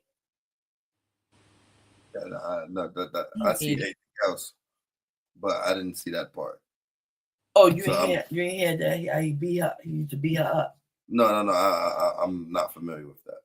Yeah, allegedly. Well, I'll have to do my research on that. Iman, if you're putting your hands on allegedly putting your hands on a female, you're a clown ball. For number one, he's a cheater, like Offset. Well, that's relationship problems. So I can't really give him no reference behind a relationship that's between two people behind closed doors. You feel me? So if they leave out of those doors and go seek something else, it's because them two couldn't agree to disagree. Right. That's just what it is. So the cheating aspect of it, if you're not aligned with your significant other, that's what's going to transpire. The mere fact, he can also say the mere fact that they've been only divorced for a year and she already with somebody, you feel me? Like, she was just a year ago on Jimmy Kimmel saying that how she felt in love with her husband. I'll be with somebody next day. And now, you feel me? That's the new thing now. Like, it's like waiting around, playing around with these people. That's the stigma right there. That's why a person will go out and cheat so fast, because I know for a fact if we do break up, you're not going to stay loyal. I'm stay loyal and we broke up? Yeah. Man, listen, I had a cheating ass husband. Okay? Serious cheating ass husband. Okay. Put your hands on me. All that. You know what I'm saying? Like, it's all fake. It's all fake. You know, we sit there and we try to make them look like they somebody, you know what I'm saying? But behind closed doors, we get our ass wet. I can't advocate for clown balls. I'm not a clown ball. I've never put my hands on a female. Yeah. Day in my life, ever. And I don't plan Well, on you know you had to punch him in his face. Yeah. Yeah, so you exactly know what I'm talking about. You had to punch that nigga in his face. And he got beat up by me and my son. You remember that? Oh, that was epic. Okay. That was motherfucking epic. You understand me? They double teamed that nigga and Poppy hit him. That nigga was on the floor like this. Looking like what's his name? What's his name? The turtle. The turtle. Bam. What's the turtle name? Yo, he called Guloot and said, dang, you know me. Yeah, I was definitely inside New Why York. that nigga look like Franklin? I was in New York around the time that this. Yeah, before she came and got. Yeah, I was like, yo, whooped his ass, man. My son. No, this what happened. He said something to your mom. Poppy jumped off that top bunk. What you say to my moms? And they had him. They said, let's take it in the hallway. They got New York on his ass. Everybody was like, what the fuck is going on here? I want to put my shoes in the on. hallway. I said, nigga, I'm two-piece that nigga. Poppy came with that. Everybody was like, whoa, you just got your ass beat up. Y'all whoop that nigga. Whoop that nigga ass, man. That bing, bang, boom, boom, bang, bang, bam. Like, you wouldn't understand. What you would understand. I'll tell you now, these guys is crazy. His mother let me know he was a little psycho. You know what I'm saying? That's why I handle him with care. You know what I'm saying? Like, the police was involved every time. I care. I put that nigga in them Chanel handcuffs real quick. Damn, she giving you Chanel handcuffs. Not no regular handcuffs, Chanel. I got niggas some Chanel handcuffs, nigga. All the time, nigga. What's going on? I'm going to jail, nigga. Bye. You want to be a woman beater? Clown ball. Girl, white girl down the call. Clown ball. Real clown ball. White girl down. Looking like Franklin. Yeah, that's what I call that. That's a straight up cheater. You know what I'm saying? And if he even think about asking for some money, I'm telling you right now, I would stomp his fucking fingers. All right, guys, we're getting into the later parts of the podcast. We got about like 18 minutes to the podcast. I'm gonna roll this out. Thanks so much for listening to the Sayless podcast with host FashionMack and co-host Guloot, along with moderator Ophelia. Make sure to like, subscribe, and tell your friends. And remember, we're on live every day from 6 p.m. to 9 p.m. And the number to call is 929-280-296. We can't wait to see you next time. And remember, say less. All right, guys. While we did that, because we want y'all to understand how serious we are with our business. We have so much in store for you guys. Today was a eventful first start. The screen's gonna get better. We had five viewers pull up. Oh, that's what's that's up. On live. That's perfect to me. Yeah, because that's real people. Yeah, and real people. By tomorrow, everything's gonna. That's real people that want it, that support. That's what I want. I want real people that support. You know what I'm saying? Right. Don't come and be fake with it. You know what I'm saying? Start watching. Don't like. Don't subscribe. Don't do nothing. Like, why are you even watching then? If you're not going to like or subscribe or share, why is you even on my page? Why did you even Why?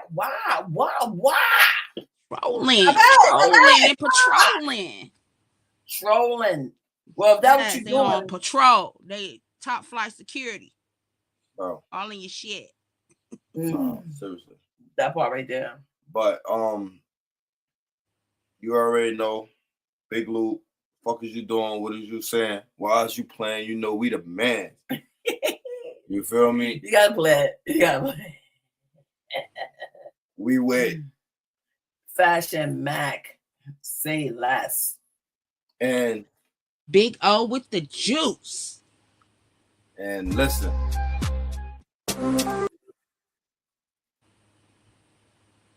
We gonna play FYD.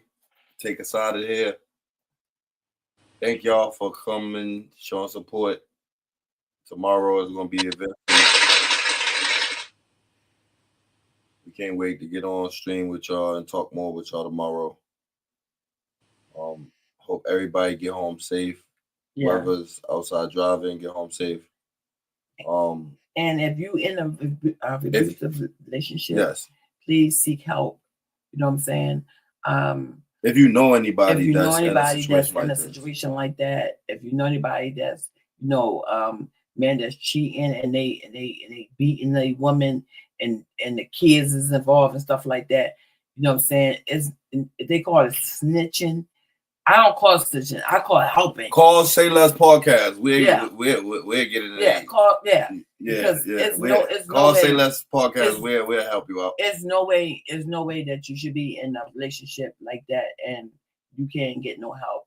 You know what I'm saying? And it get to that level for you to want to help. So that's why I'm saying, even with the GoFundMe situation, you know what I'm saying? Like, let's help her before it gets any worse, any further. Where we telling her, like, well, listen, it's not here no more. God forbid, I beg. But things can happen like that when they come down to this insurance, stuff like that, and with men beating on women and men, killing or women killing kids and stuff like that. It all have to do with your mental.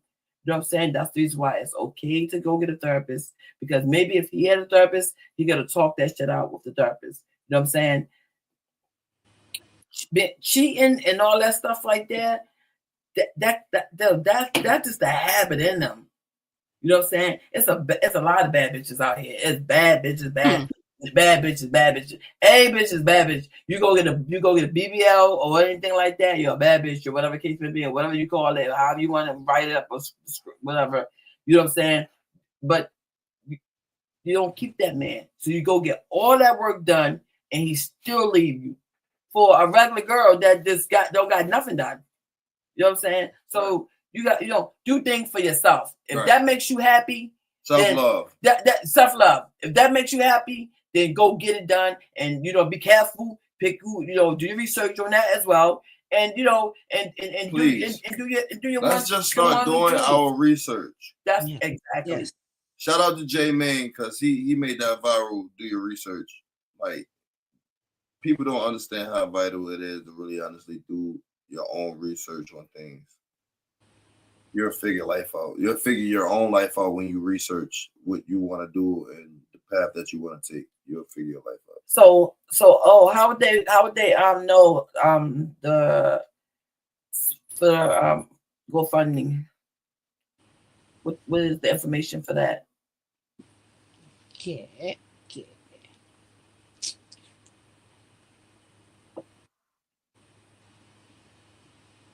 Again. And we still her story, and we can come back and let you know, if she don't mind, how she healing and like progressing. Yeah. She can't. It's not like she can go get her feet done or 10 toes be done. You know what I'm saying? So that got to be accounted for. That gotta hurt right there. You know what I'm saying? When somebody gotta look at you and look at you different and ask you all these questions and shit. The people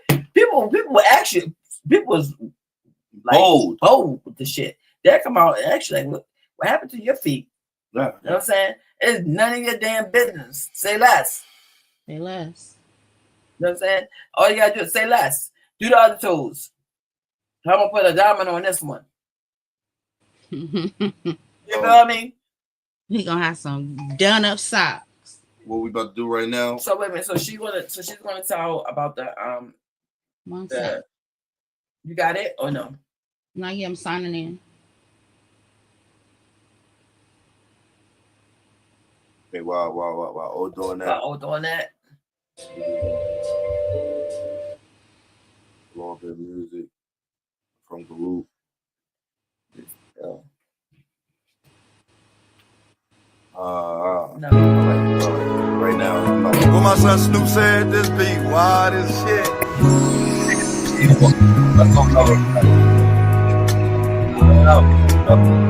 I ain't scared of nothing roaming the surface. Something scammy, it's gon' go in the dirt.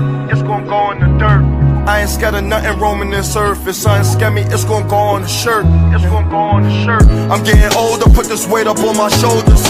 This shit get colder, play a role, no limit soldier. I keep a blower, I am not a friendly roller. I get the ups, it's over, I see him and I'm a smoker. A nigga bossed up in my Pippin pushing pay. And if you like the money, baby, pop out on the J. She hear my voice and she get wetter than the sea. And I put on Cali nice, she told me, baby, you unique. She know I'm gangster with my chains on. A nigga reach my way at all, and we gon' kill him with these bean joints. I know some niggas put their team on. I know some niggas get the word and might just line you, pick your theme song. Cause when this war, it ain't no stalling, nigga. We spin your block, light it up, we might just pop up hitting targets, nigga. They call me Luke cause ain't no stalling, nigga. I'm one-on-one, I make the label sign me twice cause I'm the hardest nigga. My style the best, I think the smartest nigga. And I cash out on the level, got the Secret Service starting with us. We living rich, they tryna audit niggas. Living dangerous cause there ain't no safety and 9 to 5 is starving niggas. And I ain't scared of nothing roaming this earth. If something scammy, it's gon' go in the dirt. I ain't scared of nothing roaming this earth. If something scammy, it's gon' go on a shirt, nigga. I'm getting older, put this weight up on my shoulders. This shit get cold, to play a role, no limit soldier. I keep a blower, I'm not a friendly roller. I get the ups, it's over, I see him and I'm a smoker. A nigga bossed up in my Pippin pushing pay. And if you like the money, baby, pop out on the J. She hear my voice and she get wetter than the sea. And I put on Cali nice, she told me, baby, you unique. Low, the biggest low, nigga.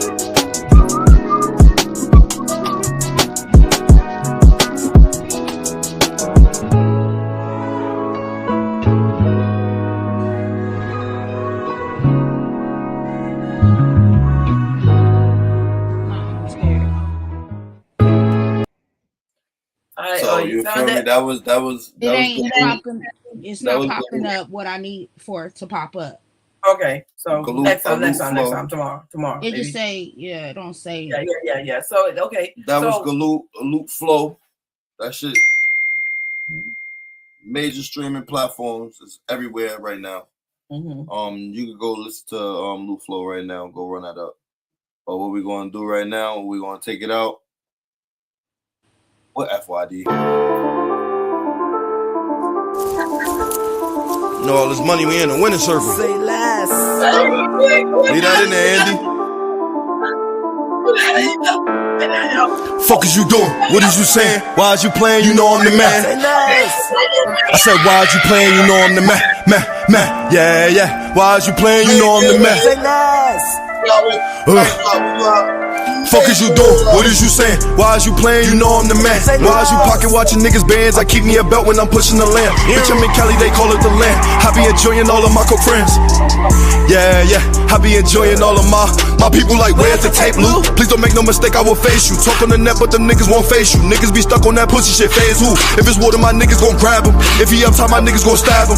If he chat, then we making his face hot. We be running the players who play stop. Fuck a wine, my niggas some OGs. When I jumped off the porch, it was both feet. I was taught how to move by the OGs. I was never considered no young nigga. Since a child, I ain't played by my funds, nigga. And I always kept me a gun, nigga. Had to man on myself, get it done, nigga. If you look up, I'm still on that run. And I cash out for real, I don't speak a lie. Yes, we back out the benches to bleed the spots. And we fuck up the roads with demons. Life is good, but you wouldn't know the meaning. When I pop on my diamonds bling, Louis Tim's with the matching beanie. And my coat cost 5 racks easy. easy, easy. Like fuck is you doing? What is you saying? Why is you playing? You know I'm the man. Why is you pocket watching niggas bands? I keep me a belt when I'm pushing the lamb. Bitch, I'm in Cali, they call it the land. I be enjoying all of my cook friends. Yeah, I be enjoying all of mine. Like fuck is you doing? What is you saying? Why is you playing? You know I'm the man. Why is you pocket watching niggas bands? I keep me a belt when I'm pushing the lamb. Bitch, I'm in Cali, they call it the land. I be enjoying all of my cook friends. Yeah, I be enjoying all of my